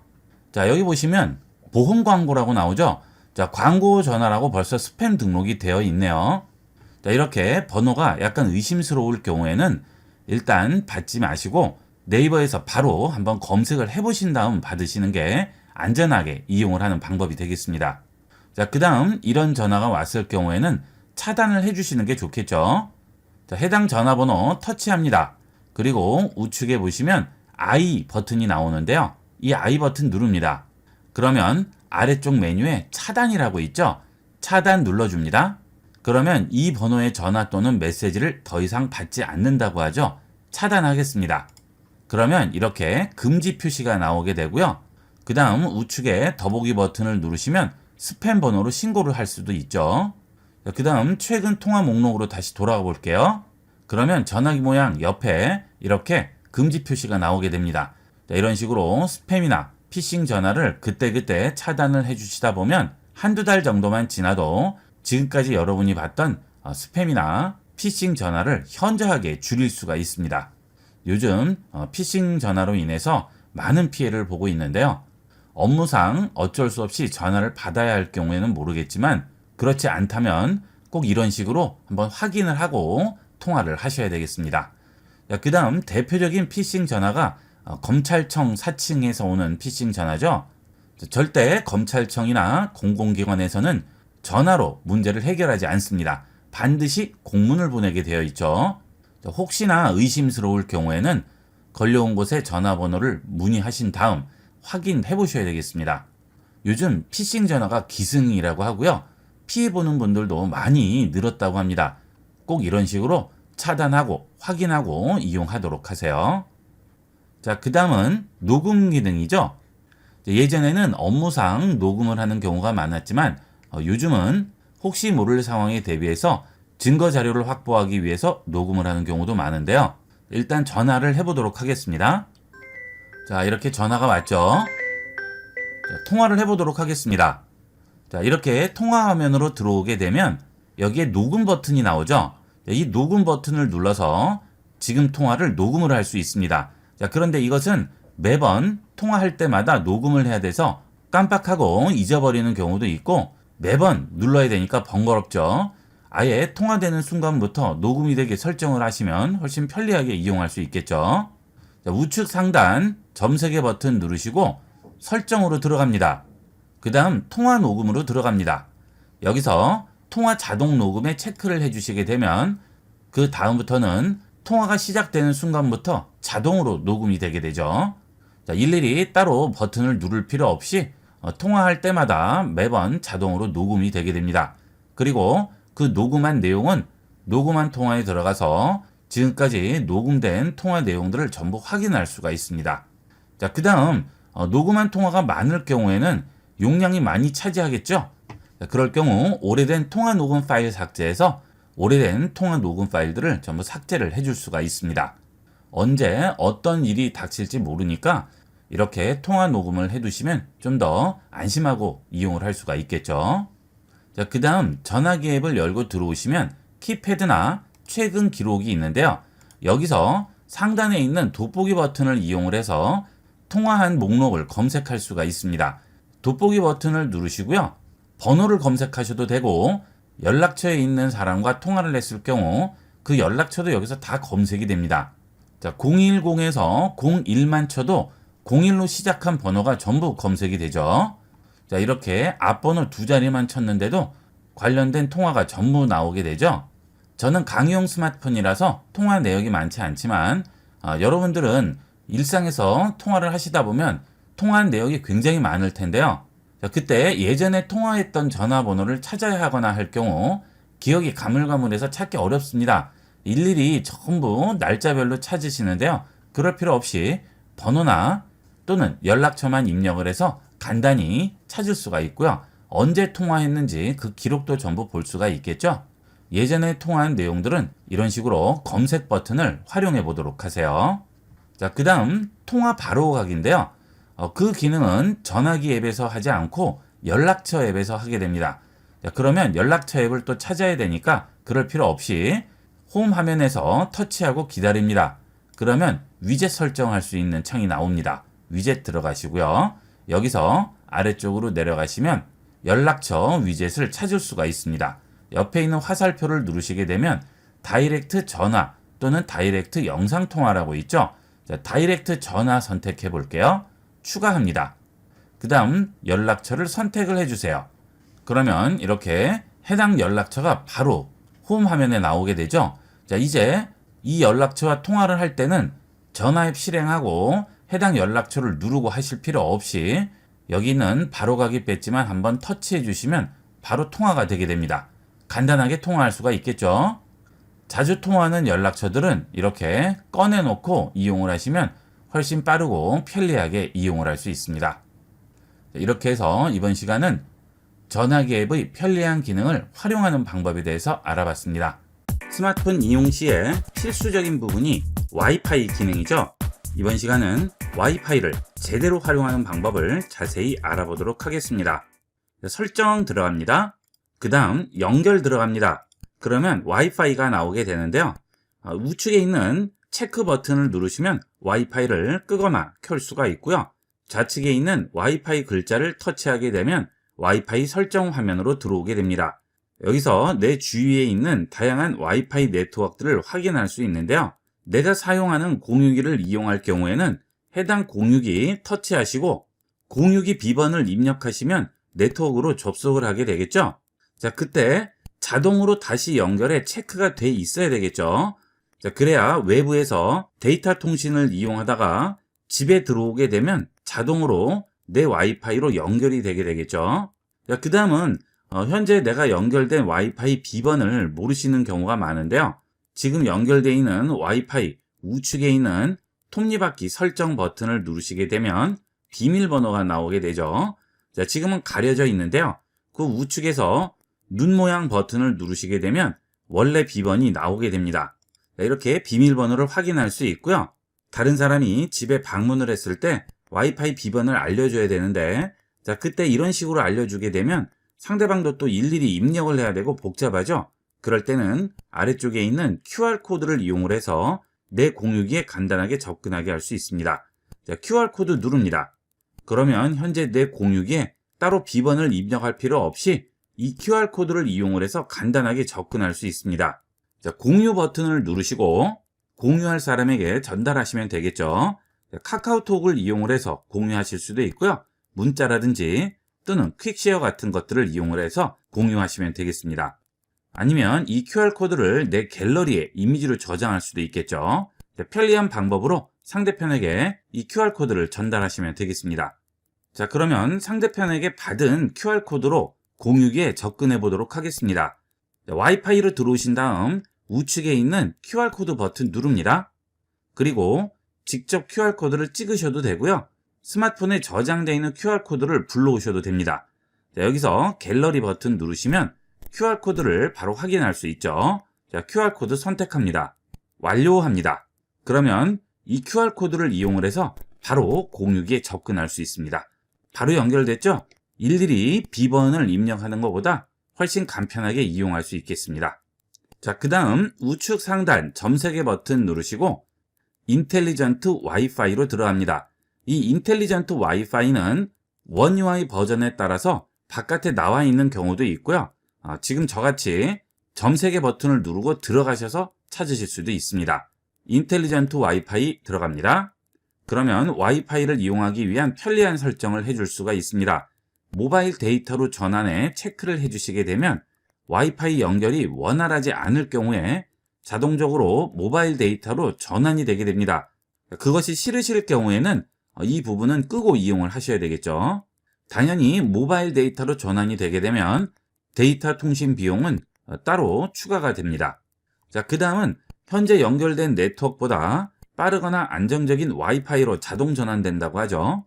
내 주위에 연결할 수 있는 와이파이 공유기가 여러 개가 있을 경우 안정적인 와이파이로 전환을 하게 되는데요. 와이파이를 연결하기 위한 공유기가 한 대만 있을 경우에는 배터리 소모만 많이 되고 와이파이는 연결이 되지 않겠죠. 자, 그러니까 공유기를 여러 개 사용하는 게 아니라면 이 부분은 끄고 이용하도록 하세요. 기본값은 켜져 있습니다. 와이파이가 원활하지 않은 상황에서는 배터리 소모가 굉장히 많이 될 수가 있습니다. 꼭 체크해 보도록 하세요. 자, 그 다음은 와이파이 자동 켜기 끄기인데요. 자주 사용하는 와이파이가 있는 장소에 오면 와이파이를 자동으로 켜고 이동하게 되면 자동으로 꺼진다고 하죠. 자, 이 경우에도 배터리 소모가 많이 됩니다. 배터리 소모와 상관없을 경우에는 켜고 이용을 하셔도 되지만 그렇지 않은 경우에는 끄고 이용을 하시고요. 직접 와이파이를 변경을 해주시면 되겠죠. 그 다음은 네트워크 품질 정보인데요. 이것도 되도록이면 켜고 이용을 하도록 하세요. 네트워크 품질 정보 표시 터치합니다. 그러면 매우 빠름, 일반, 느림 이렇게 나오죠. 이런 정보를 와이파이 목록에서 확인할 수가 있습니다. 뒤로 돌아갑니다. 다시 뒤로 돌아갑니다. 자, 지금 와이파이 옆에 보시면 이렇게 와이파이 표시가 나오죠. 여기 있는 마지막 선까지 채워져 있을 경우에는 매우 빠름이 되겠고요. 그 다음 단계별로 속도를 표시를 해주게 되겠습니다. 일반적으로 공유기와 내 스마트폰 거리가 10m 안쪽일 경우에는 문제가 없을 경우 매우 빠름이 나와야 되는데요. 매우 빠름으로 나오지 않고 일반 정도밖에 안 나온다면 그것은 공유기에 문제가 있을 수 있거나 또는 스마트폰 와이파이에 문제가 있을 수 있겠죠. 그런 경우는 확인을 해 보셔야 되겠습니다. 자, 그 다음은 이렇게 설정해서 와이파이로 들어올 수도 있지만 상단 알림창을 이용해서 들어올 수도 있죠. 홈 버튼 누르고 홈 화면으로 돌아갑니다. 그 다음 상단을 아래로 쓸어 내립니다. 자, 그러면 여기에 와이파이 표시가 나오게 되죠. 자, 이 버튼을 한 번만 터치하면 와이파이가 꺼지게 되겠고요. 다시 터치하면 와이파이가 켜지게 되겠죠. 자, 이때 이 와이파이 버튼을 누르고 기다립니다. 그러면 바로 연결할 수 있는 네트워크를 찾을 수가 있죠. 자, 일일이 설정 들어가지 않으셔도 연결할 와이파이 네트워크를 선택해 주시면 바로 그 네트워크로 연결이 되게 되겠습니다. 그 다음 여기서 상세 설정 들어가시게 되면 바로 설정에 있는 와이파이로 들어오게 되겠습니다. 자, 일일이 설정에 들어가지 않으셔도 알림창을 이용해서 들어오시는 게 훨씬 빠르게 이용할 수가 있겠죠. 자, 그 다음 다시 우측 상단 점세 개 버튼 누르시고요. 인텔리전트 와이파이로 다시 들어갑니다. 그 다음 아래로 내려오시면 의심스러운 네트워크 감지라고 있습니다. 이것도 꼭 켜고 이용하도록 하세요. 특히 이 경우는 외부에서 와이파이를 이용할 때는 반드시 켜야 할 기능이 되겠습니다. 외부에서 이용하는 공용 와이파이일 경우에는 보안 설정이 제대로 되어 있지 않기 때문에 누구든지 그 와이파이에 접속을 해서 네트워크를 통해서 내 스마트폰에 접속을 하는 그런 문제가 생길 수 있죠. 와이파이 네트워크를 통해서 내 스마트폰에 접근을 한 다음 내 스마트폰에 있는 중요한 자료나 정보를 얼마든지 해킹을 할 수 있습니다. 이거는 꼭 켜고 이용을 하도록 하세요. 그러면 와이파이 네트워크에서 내 스마트폰에 접근하려는 의심스러운 작업이 감지되게 되면 알림이 오게 되겠죠. 자, 그럴 경우 그 즉시 와이파이를 꺼주시면 되겠죠. 자, 그 다음은 요즘은 외부에서 금융거래들도 많이 하시죠. 송금을 한다든지 또는 공공기관에 접속을 한다든지 그런 작업들을 많이 하시는데요. 자, 그럴 때는 공용 와이파이를 이용해서는 접근을 하면 안 되겠죠. 그런 정보들이 전부 바깥으로 새나갈 수가 있습니다. 집에서 개인적으로 이용하는 와이파이 외에 다수가 이용하는 와이파이를 통해서 금융 거래를 하거나 공공기관에 접근을 할 경우에는 와이파이를 이용하지 마시고요. 이렇게 알림창을 내리신 다음 와이파이를 끄시고 데이터 통신을 이용하도록 하세요. 현재까지 데이터 통신이 뚫려서 내 개인정보가 유출된 경우는 없습니다. 와이파이보다는 수십 배는 안전한 방법이 데이터 통신이 되겠습니다. 외부에서 중요한 작업을 하기 위해서 네트워크에 접근을 해야 할 경우에는 반드시 와이파이를 끄고 데이터 통신을 이용하도록 하세요. 그 다음은 설정에서 와이파이로 들어오게 되면 내가 이용하는 와이파이 외에도 다양한 와이파이 네트워크들이 나오게 되는데요. 내 주위에 있는 전혀 상관없는 와이파이들이 이렇게 뜨죠. 자, 이 경우 이런 와이파이 검색에도 많은 배터리가 소모가 되고요. 스마트폰의 자원이 사용이 되게 됩니다. 자, 그럴 때는 해당 와이파이를 터치하시고요. 사용할 필요가 없는 그런 와이파이 네트워크들은 자동으로 다시 연결을 전부 꺼주도록 하세요. 그러면 외부에 나갔다가 다시 들어와서 와이파이를 연결할 경우에 해당 와이파이들을 따로 검색을 하지 않게 됩니다. 내가 사용하는 와이파이에 바로 연결이 되겠고요. 다른 와이파이를 검색하는 데 소모되는 배터리 소모량을 많이 줄일 수가 있고요. 시간도 절약할 수가 있겠습니다. 이렇게 해서 스마트폰 이용하실 때 필수적으로 필요한 와이파이 설정에 대해서 알아봤습니다. 가장 기본적인 설정이니까 꼭 확인해 보시고 필요한 것들은 설정을 해주도록 하세요. 현대인의 필수품은 스마트폰이죠. 그만큼 하루에도 수십 번씩 보게 되는 것이 스마트폰 화면인데요.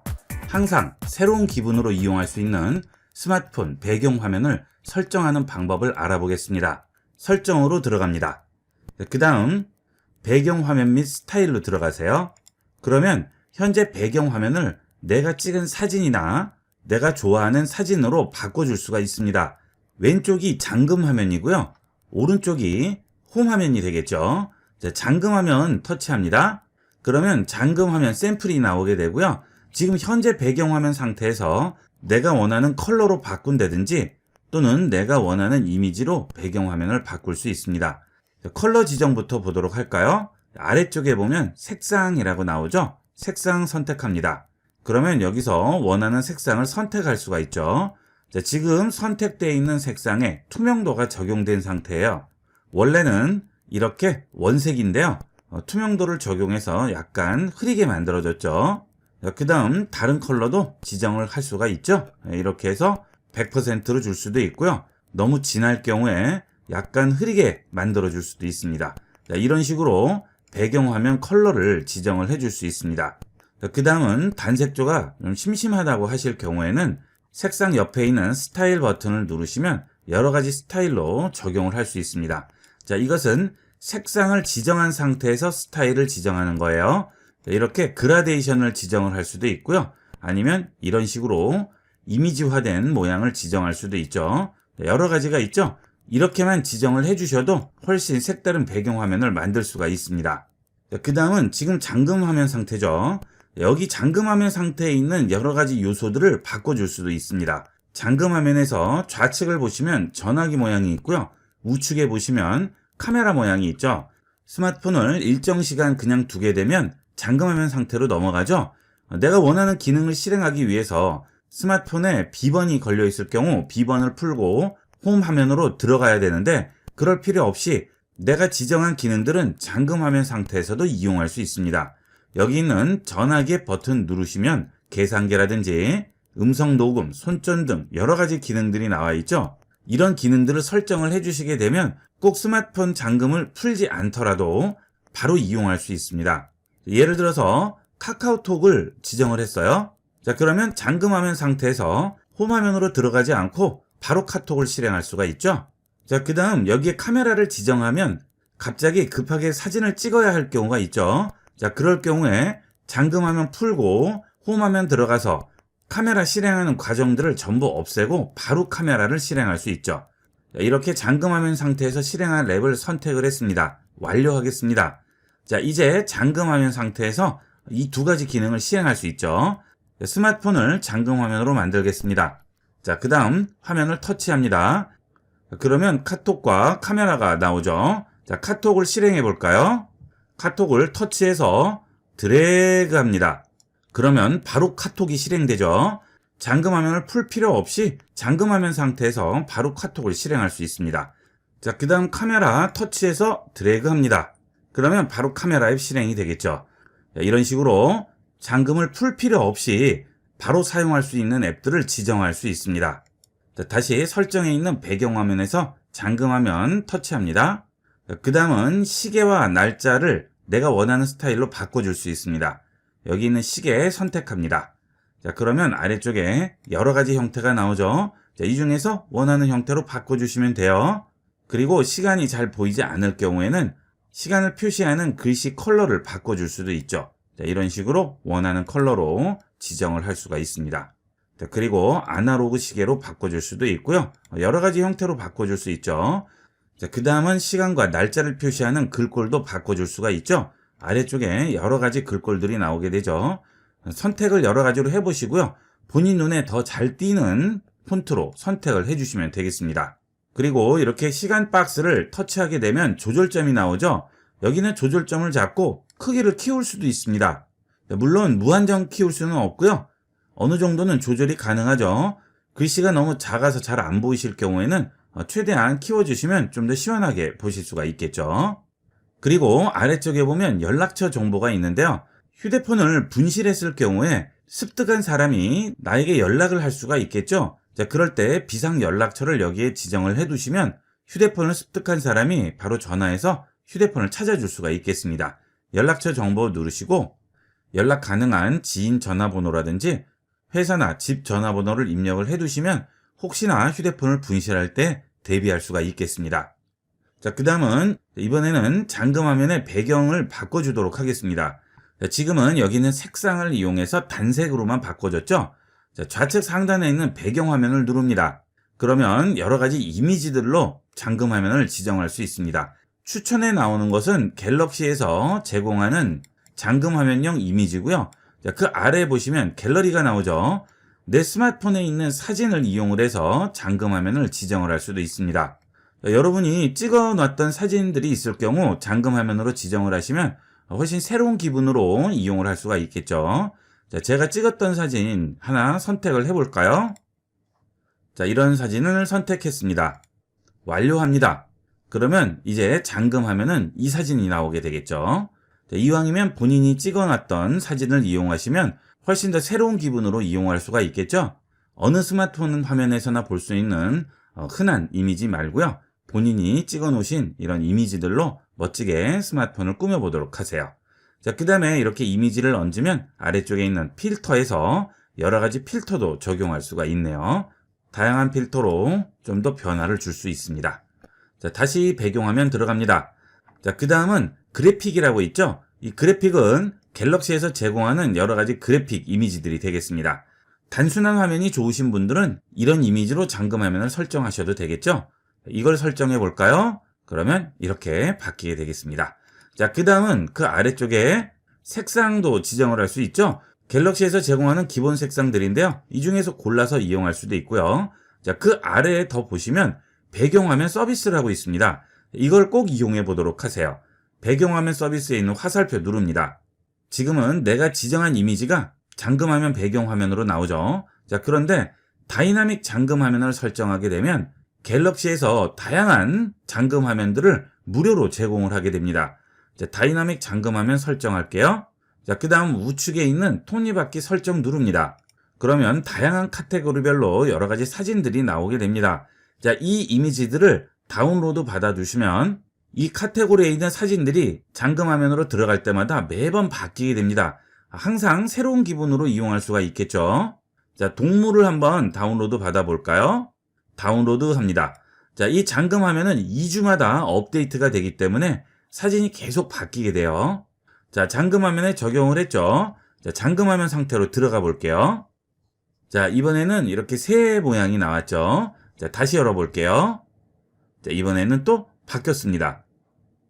자, 또 바뀌죠. 매번 잠금화면을 열 때마다 이렇게 다양한 이미지들이 바뀌게 됩니다.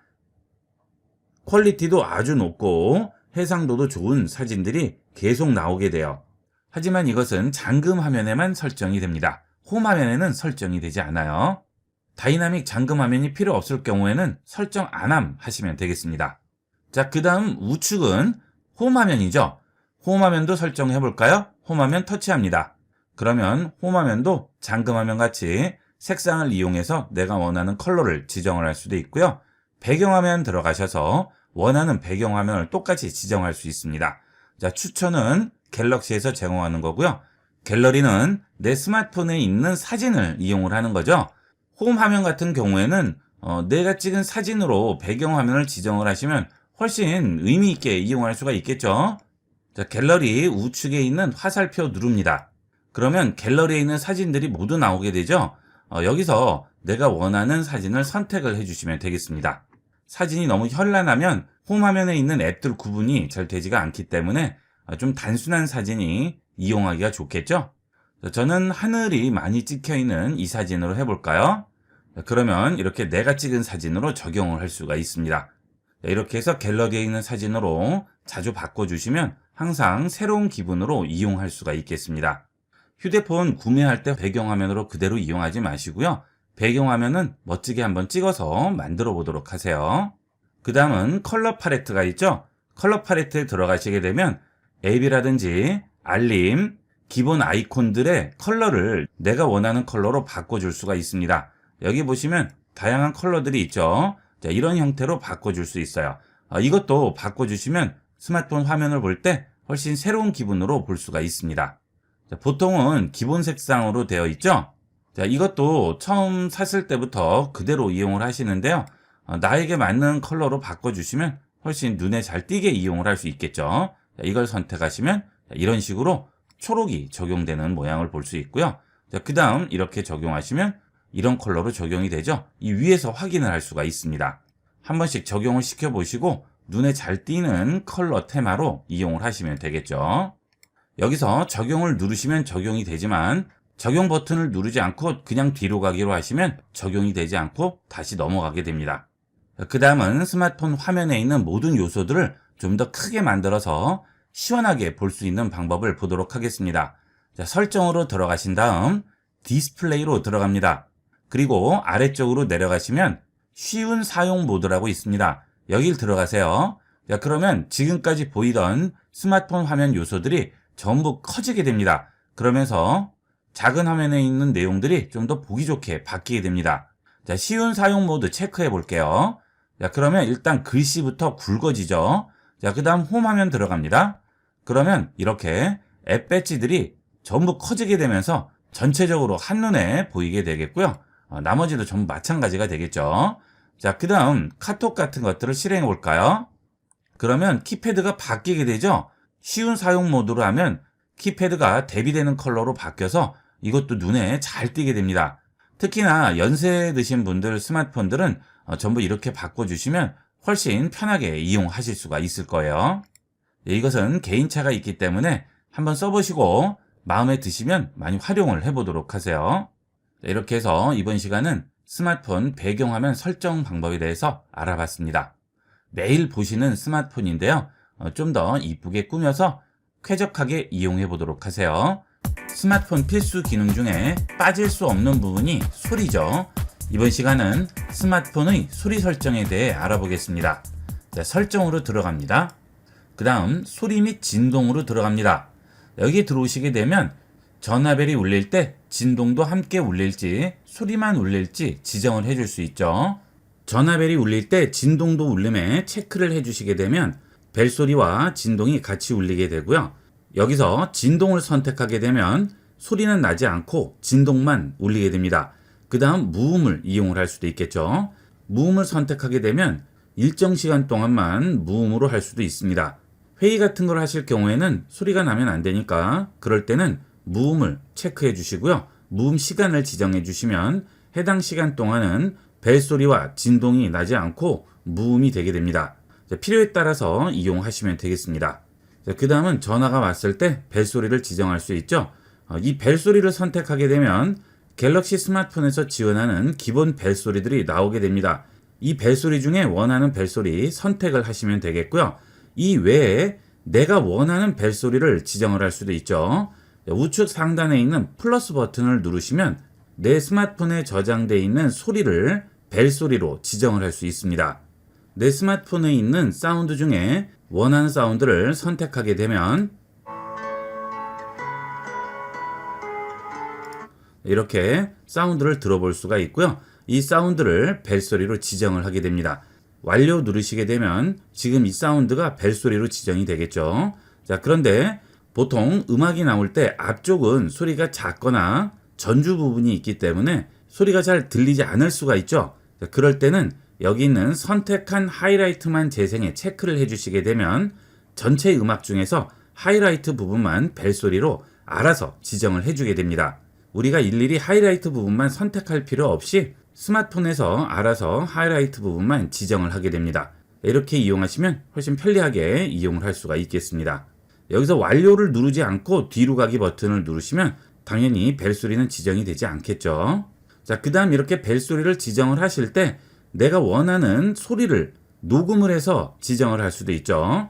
홈 버튼 누르시고요. 음성 녹음 앱을 찾아주시면 되겠습니다. 갤럭시 스마트폰에는 음성 녹음 앱이 기본적으로 설치가 되어 있죠. 음성 녹음 앱 실행하신 다음 여기서 내가 직접 녹음을 하실 수도 있습니다. 녹음 버튼 누르시면 스마트폰 마이크를 이용을 해서 바로 녹음이 되게 되겠죠. 자, 그러면 녹음을 해보도록 하겠습니다. 전화가 왔어요. 빨리 받으세요. 자, 녹음이 다 됐는데요. 플레이를 한번 해볼까요? 전화가 왔어요. 빨리 받으세요. 자, 녹음이 다 됐죠. 자, 이제 멈춤 버튼 누릅니다. 그러면 파일을 저장을 해야 되죠.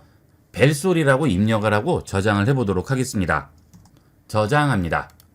자, 지금 벨소리로 저장되어 있네요. 들어가 볼게요. 전화가 왔어요. 빨리 받으세요. 자, 이렇게 됐죠. 여기서 필요 없는 부분을 지워보도록 할까요?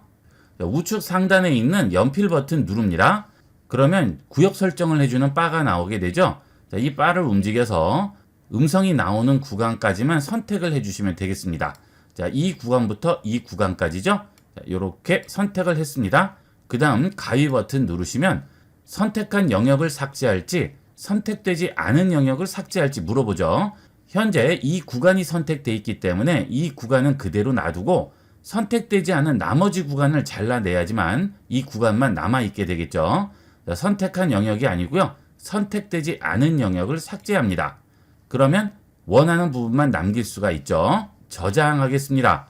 원본 파일 대체할게요. 자, 이렇게 만들어 두셨으면 이제 실행된 앱 선택하시고요. 벨소리로 다시 가신 다음에 플러스를 누르시고 지금 우리가 만든 벨소리를 선택해 주시면 됩니다. 전화가 왔어요. 빨리 받으세요. 완료합니다. 그러면 이제 전화벨이 울리면 이 소리가 나오게 되겠죠. 자, 뒤로 돌아가겠습니다. 지금 벨소리가 제가 제목을 지정한 이 벨소리로 저장이 되어 있죠. 자, 전화를 한번 해보도록 하겠습니다. 전화가 왔어요. 빨리 받으세요. 전화가 왔어요. 빨리 받으세요. 자, 이렇게 간단하게 벨소리 지정을 할 수가 있죠. 자, 이렇게 하시면 여러분만의 벨소리로 재밌게 이용을 할 수가 있겠습니다. 자, 그 다음은 알림 소리가 있죠. 자, 알림 소리도 들어가시면 원하는 알림 소리를 지정을 할 수가 있습니다. 여러 가지 알림음들이 나오게 되는데요. 여기서 원하는 알림음을 지정을 하시면 되겠고요. 이 알림음의 경우에는 스마트폰에서 기본적으로 제공하는 알림음만 이용을 할 수 있어요. 자, 그 다음은 음량으로 들어가 보겠습니다. 음량에 들어오시게 되면 스마트폰 벨 소리, 미디어 소리, 알림음 소리, 시스템 소리를 전부 지정할 수가 있죠. 자, 벨 소리는 전화가 왔을 때 소리가 되겠고요. 미디어는 스마트폰에서 영화라든지 영상을 볼 때 나오는 소리가 되겠죠. 또는 게임 같은 것들을 이용을 할 때 나는 소리도 전부 미디어 소리가 되겠습니다. 그 다음 알림음이 있고요. 그 다음 시스템 소리가 있죠. 시스템은 OS 자체에서 나오는 소리가 되겠죠. 자, 그 다음 아래로 내려가면 빅스비 보이스도 있습니다. 빅스비 보이스는 빅스비 이용할 때 소리가 되겠죠. 가끔 빅스비 이용하면 소리가 너무 작게 나온다고 얘기하시는데요. 그럴 때는 여기서 빅스비 보이스 소리를 조정을 해주시면 되겠습니다. 자, 그 다음 여기에는 통화 중 음량은 나오지 않죠. 자, 뒤로 돌아가 볼게요. 자, 어디에도 통화 중 음량은 나오지가 않습니다. 통화 중 음량은 통화할 때만 조절을 할 수가 있습니다. 자, 다시 전화를 걸어 볼게요. 전화가 왔어요. 빨리 받으세요. 자, 전화를 받아 볼게요. 자, 전화를 받은 상태가 되겠죠. 자, 이 상태에서 음량 버튼이 우측이나 좌측에 있죠. 그 음량 버튼을 누르시게 되면 이렇게 통화 중 음량 소리를 조절을 할 수 있습니다. 이 음량 소리는 여기에서만 이용할 수 있죠. 그 다음 통화 중 음량 버튼을 눌렀을 때 나오는 이 슬라이드 바의 상단 점세개 버튼을 누르시면 앞서 설정에서 봤던 여러 가지 음량 설정도 이용을 할 수가 있겠습니다. 자, 이렇게 해서 기본적인 소리 설정을 알아봤고요. 자, 그 다음 아래로 내려가시게 되면 음질 및 음향 효과라고 있죠. 자, 여길 들어가 볼게요. 요즘은 스마트폰으로 음악 들으시는 분도 많으시고 영상도 많이 보시는데요.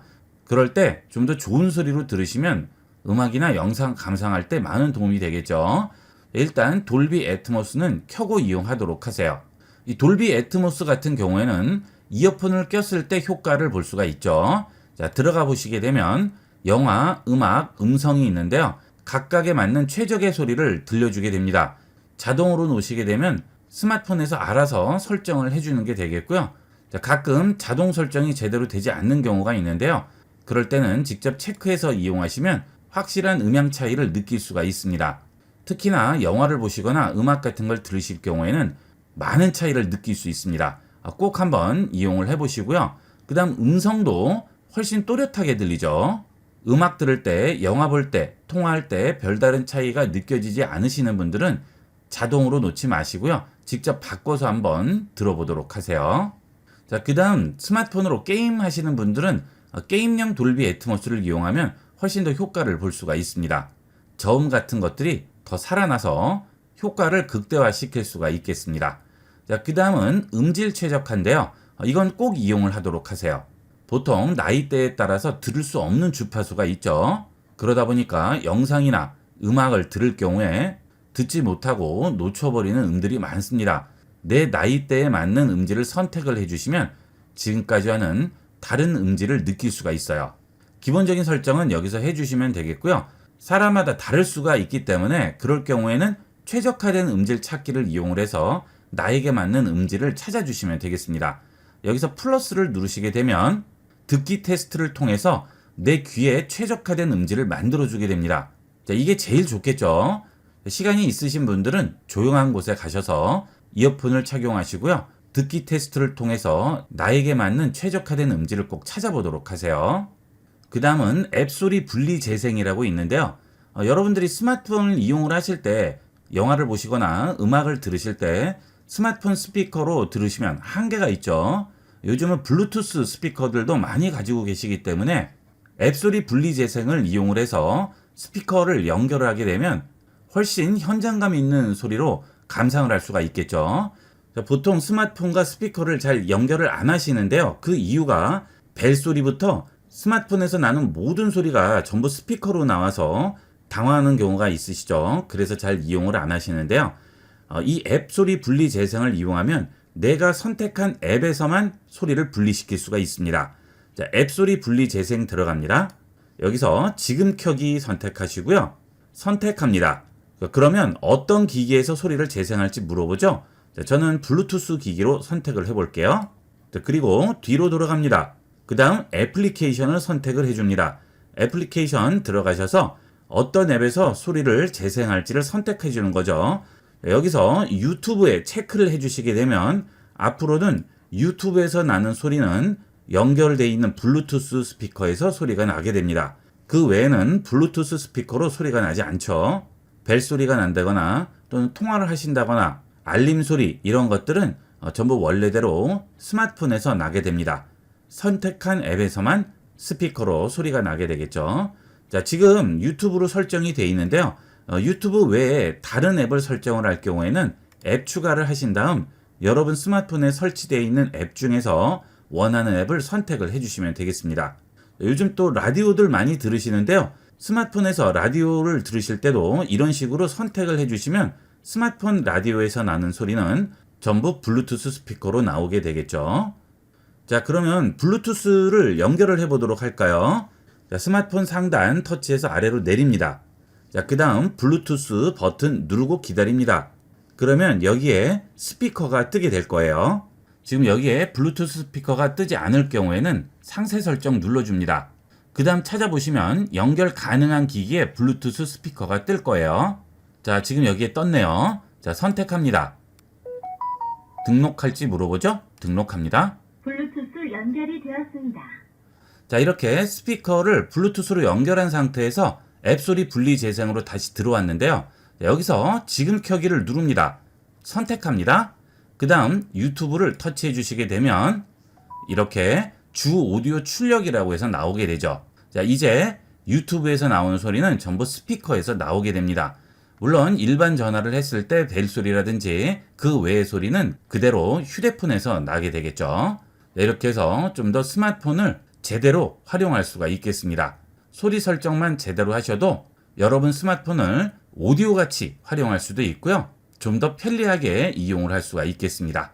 많이 활용해 보도록 하세요. 현대에는 컴퓨터가 가전으로 분류될 만큼 중요한 부분을 차지하고 있죠. 그만큼 자주 접하게 되는데요. 매번 보는 같은 화면을 내가 찍은 사진이나 다양한 테마로 바꿔주고 좀 더 보기 좋게 만들면 이용하기에 편리하겠죠. 이번 시간은 컴퓨터에서 가장 먼저 접하게 되는 배경화면을 설정하는 방법을 알아보도록 하겠습니다. 우선 화면 설정을 위해서 마우스 우측 버튼 누르시고 디스플레이 설정으로 들어갑니다. 그러면 시스템의 디스플레이 설정 창이 열리게 되는데요. 아래로 내려가시게 되면 배율과 디스플레이 해상도 두 가지가 나오게 되죠.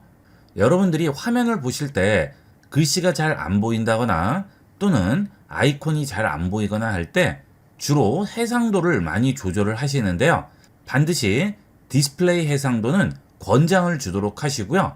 배율로 조절을 해주셔야 되겠습니다. 디스플레이 해상도에서 이 해상도를 낮춰주게 되면 글씨나 아이콘들을 크게 만들어줄 수는 있지만 경계 부분에 계단 현상이 일어난다든지 또는 테두리 부분이 뿌옇게 나오는 그런 문제가 생길 수가 있습니다. 디스플레이 해상도는 본인 컴퓨터가 모니터에 보여줄 수 있는 최상의 상태인 권장을 설정을 해주시고요. 배율을 이용을 해서 내가 보기에 최적의 상태를 잡아주시게 되면 계단 현상이나 뿌연 흐림 없이 깔끔한 화면을 보실 수가 있습니다. 그 다음은 디스플레이 방향인데요. 모니터 설명들을 보시게 되면 피벗 모니터라는 게 있죠. 피벗은 이렇게 피벗 모니터는 이렇게 가로로 볼 수도 있고 세로로 세워서 볼 수도 있는 모니터를 피벗 모니터라고 하죠. 이렇게 세로로 세워서 보게 되면 문서라든지 웹서핑 할 때는 아주 유용하게 이용을 할 수가 있습니다. 세로로 긴 내용이기 때문에 그렇죠. 그런데 내 모니터를 찾아봤더니 피벗이 지원되지 않아요. 그러면 피벗을 이용할 수 없을까요? 아닙니다. 모든 모니터는 전부 피벗을 지원을 합니다. 하지만 모니터 받침대가 모니터를 돌릴 수 없는 고정 형식의 받침대라서 그렇죠. 그 피벗은 여기 있는 디스플레이 방향에서 설정을 해주게 됩니다. 지금 가로로 되어 있는데요. 세로로 주시게 되면 화면이 세로로 바뀌게 되겠죠. 그런데 모니터 받침대가 고정이 되어 있어서 모니터를 좌우로 돌릴 수가 없어요. 그럴 경우에 어떻게 해야 될까요? 그럴 때는 이렇게 모니터 암을 이용을 하는 거죠. 이런 모니터 암들은 가격이 비싸지만 저렴한 모니터 암들은 1, 2만 원의 가격이면 충분히 구입을 할 수 있습니다. 이 모니터 암을 이용하면 어떤 모니터는 설치한 후에 모니터를 가로나 세로로 돌려줄 수가 있겠죠. 그러면 필요에 따라서 문서 작업을 할 때는 세로로 돌려서 이용을 하시고요. 일반 작업은 가로로 놓고 이용을 하시면 되겠죠. 문서 작업을 많이 하시거나 웹서핑 많이 하시는 분들은 꼭 이 피벗 기능 이용을 해보도록 하세요. 그 다음은 좌측에서 개인 설정 누릅니다. 그러면 배경 화면을 내가 원하는 배경 화면으로 바꿔줄 수가 있죠. 여기서 배경 선택합니다. 그러면 배경 개인 설정이 나오게 되는데요. 지금 현재 제 배경 화면은 단색으로 되어 있죠. 단색은 여기에 있는 컬러 중에서 내가 원하는 컬러를 선택을 하게 되면 내가 선택한 단색으로 바뀌게 됩니다. 이렇게 이용하시면 내 눈에 보기 좋은 컬러로 바꿔주실 수가 있겠죠. 그 다음 다시 단색 누르시면 이번에는 사진이라고 있죠. 사진 선택합니다. 그러면 아래쪽에 최근 이미지라고 나오게 되고요. 윈도우에서 기본 제공하는 배경 이미지들이 있습니다. 이런 이미지들을 선택을 해주시면 해당 이미지로 바꿔지게 되겠죠. 그 다음 내가 원하는 이미지를 선택할 수도 있습니다. 아래쪽에 사진 선택에서 사진 찾아보기 누릅니다. 그 다음 원하는 사진 선택하세요. 사진 선택 누릅니다. 그러면 이렇게 내가 설정한 사진으로 배경화면이 바뀌게 되겠죠. 요즘은 스마트폰 카메라 기능이 워낙 좋아져서 스마트폰 카메라로 찍은 사진도 아주 잘 나오죠. 그런 사진 중에 잘 나온 사진들을 이렇게 배경화면으로 설정을 하시면 새로운 기분으로 이용을 할 수가 있겠죠. 스마트폰에 잠자고 있는 사진들을 이런 식으로 배경화면으로 설정해서 이용을 해보도록 하세요. 자, 그 다음은 슬라이드 쇼가 있죠. 자, 이 슬라이드 쇼는 내가 선택한 폴더에 있는 사진들을 지정한 간격마다 사진이 변경이 되게 됩니다. 이렇게 슬라이드를 이용을 하시려면 슬라이드로 바뀔 사진들을 미리 폴더에 저장을 해 놓으셔야 되겠죠. 자, 바탕화면에 마우스 우측 버튼 누르시고 새로 만들기에서 폴더를 하나 만듭니다. 그리고 배경사진이라고 써주시면 되겠죠. 자, 이렇게 배경사진 써주시고요. 슬라이드쇼로 보여줄 사진들을 여기에 전부 넣어주시고요. 여기는 슬라이드쇼 사진 앨범 선택해서 찾아보기 누르신 다음 해당 사진이 들어있는 폴더만 선택을 해주시고 이 폴더 선택하기 누르시면 그 다음부터는 이 폴더 안에 있는 사진들이 지정한 간격마다 바뀌게 됩니다. 자, 그 간격 시간은 여기서 지정을 해주시는 거죠. 지금은 30분으로 되어 있는데요. 여기를 눌러서 1분, 10분, 30분, 1시간, 1일 이런 식으로 설정을 해줄 수가 있습니다. 자, 그러면 매번 항상 새로운 기분으로 컴퓨터를 이용할 수가 있겠죠. 본인이 찍은 사진들 많이 가지고 계신 분들은 슬라이드 쇼를 활용을 해보도록 하세요. 그 다음은 윈도우에서 추천하는 사진으로 계속 바뀌게도 만들 수 있습니다. 여기 단색 또 누르시고요. 이번에는 윈도우 추천 누릅니다. 그렇게 되면 윈도우에서 추천하는 배경이 나오게 되죠. 그러면 매번 이렇게 배경 사진이 바뀌게 되겠습니다. 컴퓨터를 자주 이용을 하시는 분들은 매번 같은 화면을 보면 지겹죠. 자, 이런 식으로 이용을 해서 새로운 기분으로 이용을 해보도록 하세요. 자, 그 다음 좌측에서 다시 개인 설정 들어갑니다. 자, 그 다음에 아래쪽에 보시면 테마라고 있죠. 테마로 들어갑니다. 그러면 여러 가지 테마를 지정을 해줄 수가 있습니다.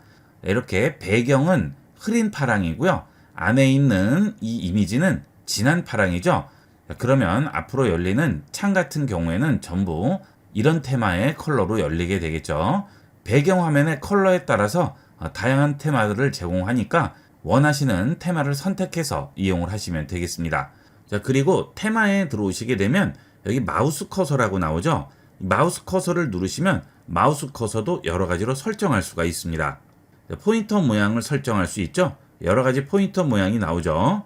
그 다음 포인터 옵션도 지정할 수 있죠. 속도라든지 표시되는 유형, 그 다음 이렇게 컨트롤 키를 누르면 마우스 포인터 위치를 표시해주는 동그라미 원이 나오죠. 자, 가끔 마우스가 어디 있는지 헷갈리는 경우가 있는데요. 이 컨트롤 키를 눌러서 포인터 위치 표시에 체크를 해주시면 금방 찾을 수 있습니다.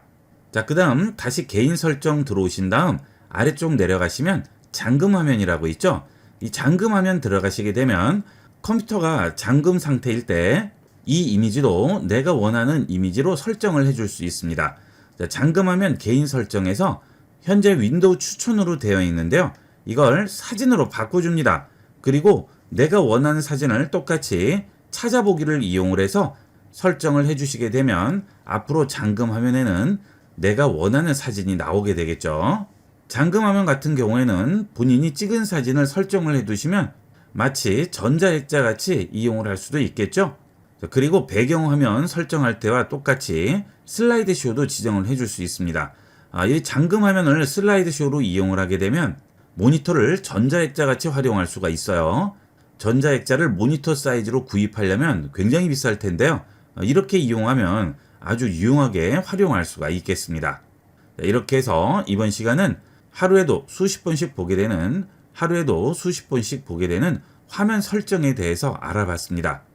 요즘은 모든 연락처를 스마트폰에 저장해 놓기 때문에 스마트폰을 분실하거나 갑자기 고장났을 때 등에 식은땀이 흐르죠. 이번 시간은 스마트폰의 연락처를 터치 한 번으로 간단하게 백업하고 복원하는 방법을 알아보겠습니다. 스마트폰 연락처를 가장 간편하게 백업하는 방법은 구글을 이용하는 건데요. 안드로이드 스마트폰을 이용하시는 분들은 누구나 구글 계정을 한 개씩은 가지고 계실 텐데요. 그 계정을 이용해서 연락처를 백업할 수 있습니다. 자, 우선 설정으로 들어갑니다. 그리고 아래쪽으로 내려오시다 보면 구글이라고 있죠? 구글로 들어갑니다. 그러면 여러 가지 메뉴가 나오는데요. 여기서 구글 앱 설정으로 들어가세요. 그러면 여기에 구글 주소록 동기화라고 있습니다. 이 구글 주소록 동기화로 들어가신 다음 기기 연락처 동기화를 사용함으로 바꿔주시면 됩니다. 자, 이것은 내 스마트폰에 있는 주소록이 구글 서버에 전송이 되지 않은 상태죠. 이 상태는 당연히 백업이 되어 있지 않은 상태죠. 기기 연락처 동기화를 터치하신 다음 기기 연락처를 자동으로 백업 및 동기화에 체크를 해주시면 되겠습니다. 동기화 체크합니다. 그러면 여러분이 구글 계정을 여러 개를 가지고 계실 경우에는 어떤 계정으로 동기화할지 물어보게 되죠. 물론 계정을 하나만 가지고 계실 경우에는 상관없겠지만 여러 개의 계정이 있을 경우 원하는 계정으로 동기화를 시키시면 되겠습니다. 저는 IB96 계정으로 동기화하도록 하겠습니다. 그러면 기기 연락처 자동 백업 및 동기화에 체크가 되어 있죠. 여기서 아래로 내려가시면 백업 계정이 지금 현재 설정한 계정으로 되어 있는데요. 여기 있는 계정을 누르시고 언제든지 다른 계정으로 바꿔주실 수도 있고요.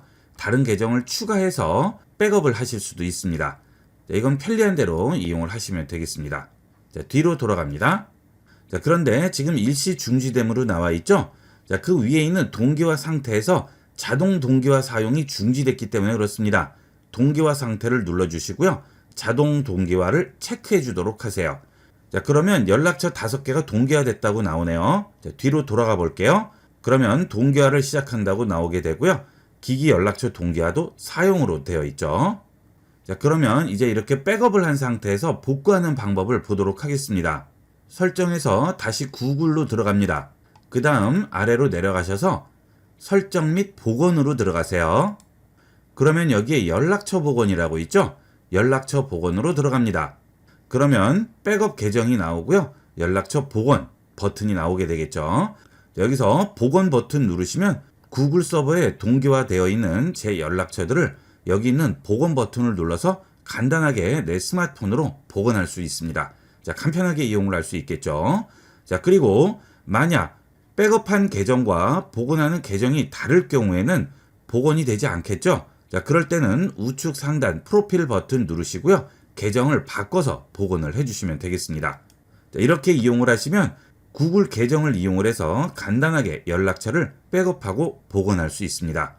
자, 이렇게 구글 계정을 이용을 해서 백업을 했을 때의 장점은 내가 스마트폰을 가지고 있지 않을 경우에도 구글 크롬에서 내가 백업해 놓은 연락처를 확인할 수 있다는 장점이 있습니다.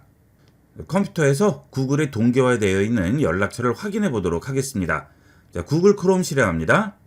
그 다음 우측 상단에 앱 버튼 누르세요. 그러면 주소록이라고 있죠? 주소록 들어갑니다. 그러면 동기화된 내 주소록을 여기서 확인할 수가 있죠. 자, 저는 강의용 스마트폰이기 때문에 지금 연락처가 많지 않지만 연락처가 많으신 분들은 그 아래에 여러 개가 나오게 되겠죠. 자, 이렇게 올려둔 연락처를 다시 복원을 할 경우 내 스마트폰에 같은 연락처가 있을 때 중복으로 등록이 되면 안 되겠죠. 그런 것들은 2개씩 따로 등록이 되지 않고요. 중복되는 연락처들은 복원이 되지 않고 그대로 있습니다. 새로운 연락처만 복원이 되게 됩니다. 간편하게 이용을 하시면 되겠어요. 자, 그 다음은 PC에서 연락처를 만들어서 생성을 할 수도 있겠죠. 자, 이렇게 생성을 하게 되면 지금 동기화가 되어 있기 때문에 스마트폰의 복원을 이용을 해서 컴퓨터에서 새로 등록한 연락처도 스마트폰에 복원을 시킬 수 있습니다. 자, 이런 식으로 이용을 하면 스마트폰과 컴퓨터, 기기를 가리지 않고 연락처를 편리하게 관리할 수가 있겠죠. 자, 그 다음 컴퓨터에서 동기화된 연락처를 수정할 수도 있습니다. 자, 해당 연락처 누르고 들어갑니다. 그러면 이메일 정보라든지 생일 정보라든지 휴대폰 전화번호도 전부 여기서 수정하고 또 새롭게 등록을 할 수가 있죠. 간편하게 이용을 하시면 되겠습니다. 외부에 나가셔서 휴대폰이 없을 때 연락처를 확인해야 될 경우가 있는데요. 그럴 때는 이렇게 컴퓨터를 이용해서 간단하게 확인하시면 되겠습니다.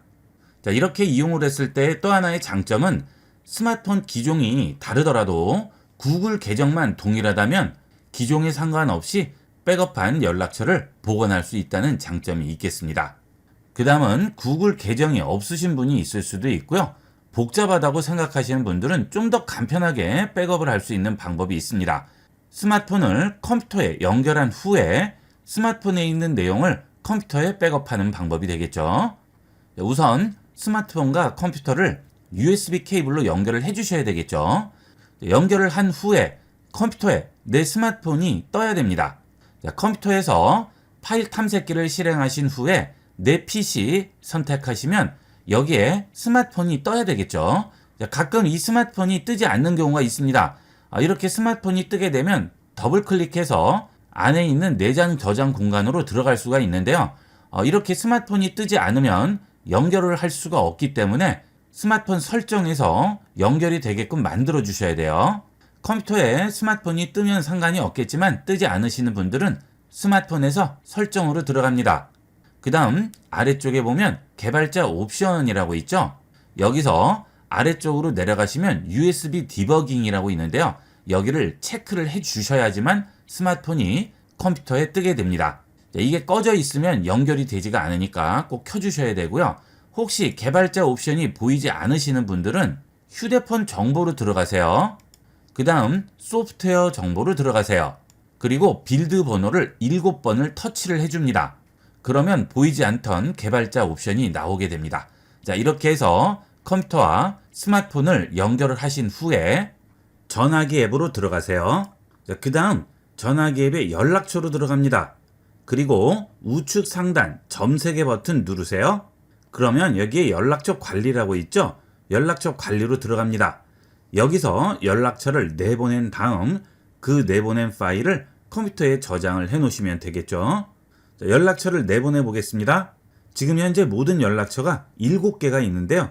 그것을 내 스마트폰에 일단 저장한 다음 그 파일을 컴퓨터나 또는 USB 메모리에 저장을 해 두셨다가 나중에 필요할 때 가져와서 복원을 해주시면 되겠습니다. 자, 일단 내장 저장 공간에다가 백업을 하도록 하겠습니다. 내보내기 합니다. 자, 내장 저장 공간으로 내보냈다고 하죠. 연락처.vcf 파일이라고 하네요. 확인합니다.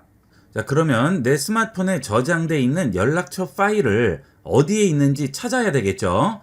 자, 삼성 갤럭시 스마트폰에는 내 파일 앱이 기본적으로 설치가 되어 있죠.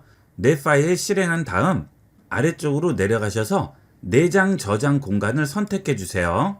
자, 이렇게 연락처를 내보내기 했을 때는 항상 다운로드 폴더에 들어가 있습니다. 다운로드 폴더 터치하시면 아래쪽에 연락처 파일이 있죠. 자, 이걸 컴퓨터로 그대로 가져오시면 되겠습니다.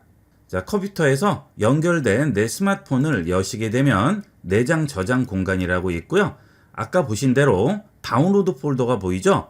이 다운로드 폴더에 들어가셔서 연락처 파일을 찾아서 컴퓨터로 가져오시면 되는 거예요. 자, 여기 연락처 VCF 파일 있죠? 그대로 끌어다가 바탕화면에 꺼내 놓습니다. 자, 이거는 내 스마트폰에 있는 연락처가 되겠습니다. 자, 나중에 언제든지 이 다운로드 폴더에 다시 넣어주시면 연락처를 복원할 수가 있겠죠. 자, 그 다음 다시 복원하는 방법은 이 연락처를 여기 있는 스마트폰에 그대로 복사해서 넣어주시면 되겠죠. 자, 똑같이 스마트폰을 PC와 연결한 다음 내장 저장 공간에 다운로드 폴더에 복사해 놓았던 파일 다시 스마트폰으로 복사를 해주시면 되겠습니다. 그 다음 스마트폰에서 전화기 앱 실행하시고요. 연락처 선택한 다음 우측 상단 점 3개 버튼 누르시고 연락처 관리로 들어갑니다. 그리고 연락처 가져오기 들어가신 다음 금방 저장해 놓은 곳에서 찾아서 가져오시면 되겠죠. 자, 휴대전화나 클라우드 저장 공간 터치하시고요. 다운로드 폴더 바로 뜨죠. 여기 선택하시고 연락처 체크하신 다음 완료하시면 바로 복원이 되게 됩니다. 자, 이렇게 해서 스마트폰에 있는 연락처를 백업하고 복원하는 방법을 알아봤는데요. 연락처를 따로 관리를 하시는 분들은 스마트폰 자체에서 파일을 복사해 오신 다음에 PC에서 관리하시면 되겠고요. 그냥 클라우드 공간을 이용해서 백업하고 복원하기를 원하시는 분들은 구글 연락처 동기화가 제일 간편하게 이용하는 방법이 되겠습니다. 여러분 용도에 따라서 선택해서 이용해 보도록 하세요. 자, 이번 시간은 여기까지 하도록 하겠습니다. 감사합니다. 컴퓨터 기초 및 스마트폰 사용법, 엑셀, 프레젠테이션, 한글 문서 작성, 오피스, 포토샵 디자인, 코딩, 프로그래밍 자격증 등을 좀 더 체계적으로 배우시기를 원하시는 분들은 영상 하단에 쇼핑몰 버튼을 클릭하시게 되면 다양한 종류의 강의 목록을 확인할 수 있고 자세히 보기 버튼을 누르시고 좀 더 자세한 강의 내용들을 살펴볼 수 있습니다. 쇼핑몰에서 강의를 주문하시게 되면 주문하신 강의 과정 전체를 이메일로 보내드립니다. 예를 들어 포토샵 2024 초보자도 쉽게 배우는 실무의 완전 활용 강좌의 경우 해당 강좌를 선택하시게 되면 과정별 핵심 주제에 대한 설명과 자막이 포함된 실제 강의 스크린샷을 자세히 살펴볼 수가 있습니다. 본 쇼핑몰에서 판매하는 강좌는 과정 전체를 보내드리기 때문에 언제든지 원하실 때 여러분 컴퓨터나 스마트폰에서 바로 열어서 공부하실 수 있습니다. 많은 이용 부탁드립니다. 감사합니다. 본 영상을 시청해주신 모든 분께 감사드립니다.